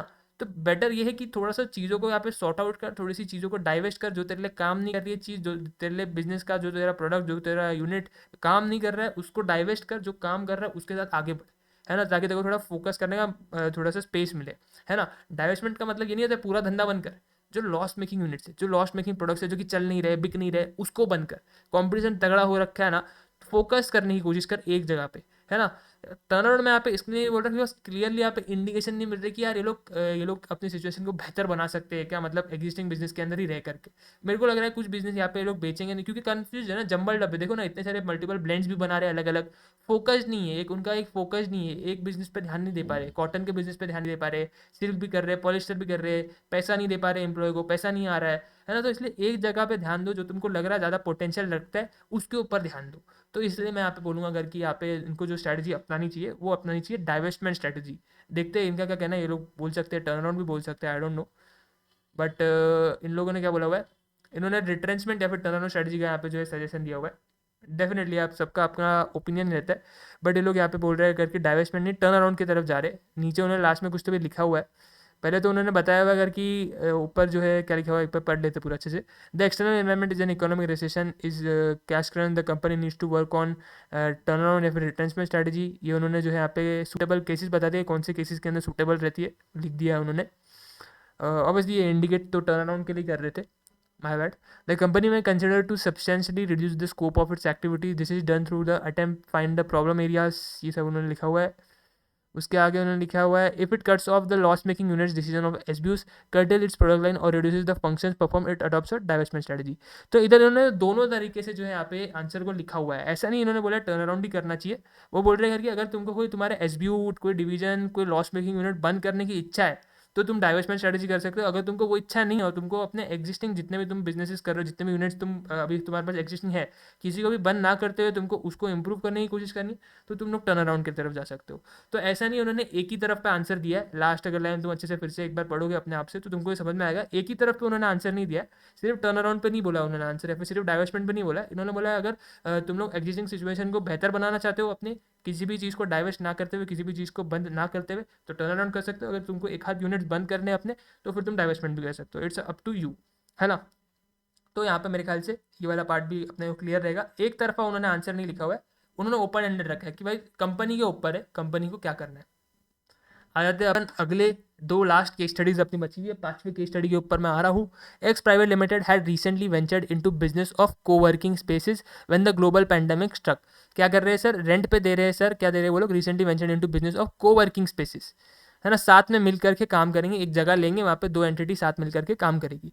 This has resulted in business line becoming unprofitable and unviable. क्या हो रहा है सर, प्रॉफिटेबल नहीं बन रहा है और वायबल नहीं बन रहा है। And failure of existing strategy, strategy हमारी काम नहीं करी है एग्जिस्टिंग जो अपन ने लगाई कि भाई को अपन जो है मतलब साथ पे किसी स्पेस जो है यहाँ पे यूज़ करेंगे किसी दूसरे कंपनी के साथ मिल करके। However the other businesses of X private limited are relatively less affected by the pandemic. बाकी बिजनेस से इतने अफेक्ट नहीं हुए, ये वाला बिजनेस थोड़ा ज़्यादा अफेक्ट हो गया, है ना। मतलब बिजनेस क्या है कि यार हम तुमको एक स्पेस देंगे, उस स्पेस पे दो तीन ऑर्गेनाइजेशन मिल करके जो है ऑपरेट कर सकती है। अब कोविड है, अब कोविड में तो तुम पैंडेमिक के अंदर इतने लोग एक जगह पे इकट्ठा नहीं कर सकते हो। तुम बोल रहे हो भाई साथ में मिल करके ओन कर लो, तो ऐसे कैसे हो सकता है, नहीं हो सकता है। तो ये वाला बिजनेस जो को वर्क स्पेसिस वाला जो बिजनेस है, ये थोड़ा अफेक्ट हो गया पैंडेमिक की वजह से, बाकी सारे बिजनेसेस इतने नहीं हुए। However the other businesses relatively less affected by the pandemic as compare to recent coworking spaces. Suggest strategy, यहाँ पे क्या स्ट्रैटेजी बनती है, तो मेरे ख्याल से अगेन यहाँ पे डाइवेस्टमेंट करना चाहिए, बिकॉज पैंडेमिक चल रहा है। पैंडेमिक के अंदर मतलब तुम टर्न अराउंड कैसे करोगे। कोवर्किंग स्पेसेस, तुम्हारा बिजनेस का कंसेप्ट ही है कि यार एक जगह होगी, एक जगह पे दो तीन चार अलग अलग ऑर्गेनाइजेशन, जितना भी स्पेस रहेगा उसके बेस पे दो या दो से ज़्यादा ऑर्गेनाइजेशन मिल करके उस स्पेस को जो है ओन करेंगे और उसको उसके अंदर ऑपरेट करेंगे। दो या दो से ज़्यादा ऑर्गेनाइजेशन यानी कि बहुत ज़्यादा लोग, जितने ज़्यादा लोग उतने ज़्यादा और भी दिक्कतें तुम्हारे लिए बढ़ेगी। पैंडेमिक के अंदर ये वाला बिजनेस बिल्कुल भी चल ही नहीं सकता। बाकी बिजनेसेस चल रहे ना, बाकी बिजनेस को चलाते रहो, ये वाला बिजनेस को बंद कर दो, डाइवेस्टमेंट। देखते हैं ये लोग क्या बोलते हैं।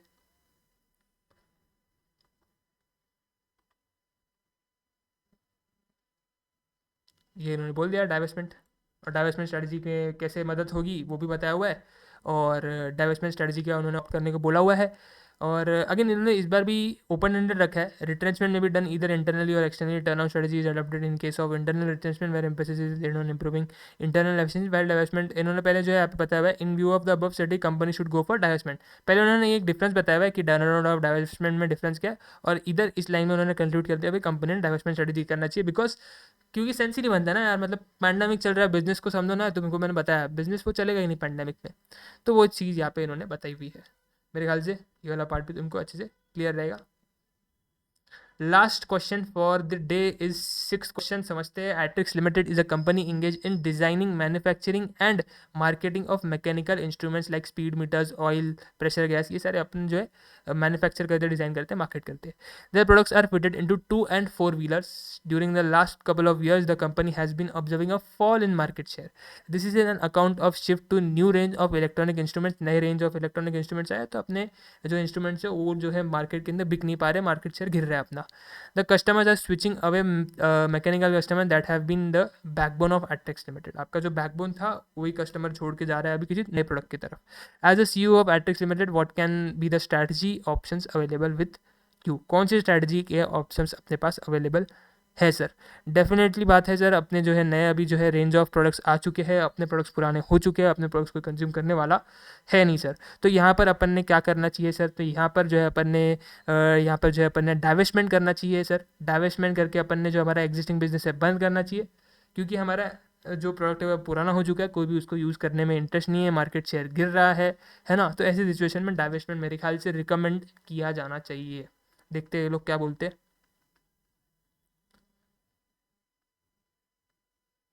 डिक्लाइन स्टेज पे है, जैसे कि हमने देखा मार्केट शेयर अपना पूरा वो हो गया, गिर गया है। The product is being replaced with the technology की superior product. Strategically the company should minimise the dependence on existing products and identify other avenues. बोल रहे करके यार दूसरे एवेन्यूज ढूंढो, अपना जो एग्जिस्टिंग प्रोडक्ट है जो जिस पे तुम कोर फोकस कर रहे थे, जो कि अभी चलने नहीं वाला है, तुमको पता लग चुका है, तो उससे ध्यान हटाओ और जो नए प्रोडक्ट्स मार्केट के अंदर आ रहे वो तुम जो है मैन्युफैक्चर करने के लिए शुरू करो। एज अ CEO आप जो है फॉलोइंग चीज़ें कर सकते हो। आप जो है आपका जो है यहाँ पे, अच्छा ठीक है, जनरल आंसर है ये, आपके बुक से जितनी स्ट्रैटेजी अपन ने पढ़ी है उसके रिलेटिवली आंसर नहीं है, जनरल आंसर दे रहे हैं वो लोग कि यार तुम लोग जो है नए प्रोडक्ट के ऊपर, जो नया प्रोडक्ट आया हुआ है मार्केट के अंदर, उसके बारे में रिसर्च करो और उसमें इन्वेस्ट करके तुम भी उसकी मैन्युफैक्चरिंग शुरू कर सकते हो। तुम कोई अपने कंप्यूटर का बिजनेस वगैरह अक्वायर कर सकते हो, टेक ओवर कर सकते हो, जो कि वो वाला बिजनेस कर रहा है नई टेक्नोलॉजी वाला, है ना। तुम कुछ दे में consider also unrelated growth and identify other areas for expansion. तुम कुछ बाकी एरियाज ढूंढ सकते हो कि तुम्हारा कोई प्रोडक्ट है जो तुमको लग रहा है ग्रोथ पोटेंशियल रखता है, तो तुम उसको लेकर के आगे बढ़ सकते हो। Long run they should divest, जैसे कि मैंने बताया लॉन्ग रन में तो जो एग्जिस्टिंग प्रोडक्ट है उससे तो तुमने डाइवेस्ट करना ही करना चाहिए। तो डाइवेस्ट वाला भी एक उन्होंने ऑप्शन दिया हुआ है, बाकी भी और उसने अलग ऑप्शंस भी दिए हुए हैं मॉड्यूल के अंदर। तो एक थोड़ा सा जनरल 3 पॉइंट उसने बनाया, एक पॉइंट उसने डाइवेस्टमेंट वाला भी रखा हुआ है उसके अंदर। मेरे ख्याल से चीज़ें तुमको समझ में आ रही रहेगी, एक बार खुद से भी तुम एक बार इसको गो थ्रू करना, तो सारी सिचुएशन तुमको अच्छे से समझ में आ जाएगी। बाकी कोई भी दिक्कत है कमेंट सेक्शन तो मैंने तुमको बताया हुआ है ओपन है। आज के लेक्चर को यहीं पे रोकेंगे, थोड़ा सा जो है अपने नॉर्मल लेक्चर का ड्यूरेशन होता है उससे थोड़ा सा ज़्यादा लंबा ये लेक्चर खिंच गया, थोड़ी सी बीच में जनरल बातें की, थोड़ा सा क्योंकि वो ज्ञान ज़रूरी था तुम्हारे लिए, मेरे को ऐसा लगता था तो मैंने दिया, ठीक है। और बुक वाला जितनी भी अपनी बात थी वो अपन ने कर ली, मॉड्यूल का अपन ने जितने क्वेश्चंस थे वो डिस्कस कर लिए है। अभी चैप्टर 4 के अंदर सिर्फ एक ही चीज़ मेरी तरफ से पेंडिंग है, वो है उसका रिवीजन, जो कि हम लोग कल के लेक्चर के अंदर करेंगे। चैप्टर 4 का पूरा अच्छे से रिवीजन करेंगे, जैसे अपन करते हैं अपने हैंड रिटन नोट से, जो बनाए नहीं रहेंगे तुमने तो अगर उसको बना लेना, कंप्लीट करना, उसके बाद रिवीजन देखना कल वाले लेक्चर का, ठीक है, पूरे चैप्टर 4 का। तो चैप्टर 4 का कल पूरे अपने हैंड रिटन नोट से रिवीजन होने वाला है। उसके बाद चैप्टर 5 के साथ अपन जो है स्टार्ट करेंगे। लास्ट चैप्टर शिद्दत के साथ बैठ के देखो, बस स्ट्रेटेजिक मैनेजमेंट अब खत्म ही होने वाला है।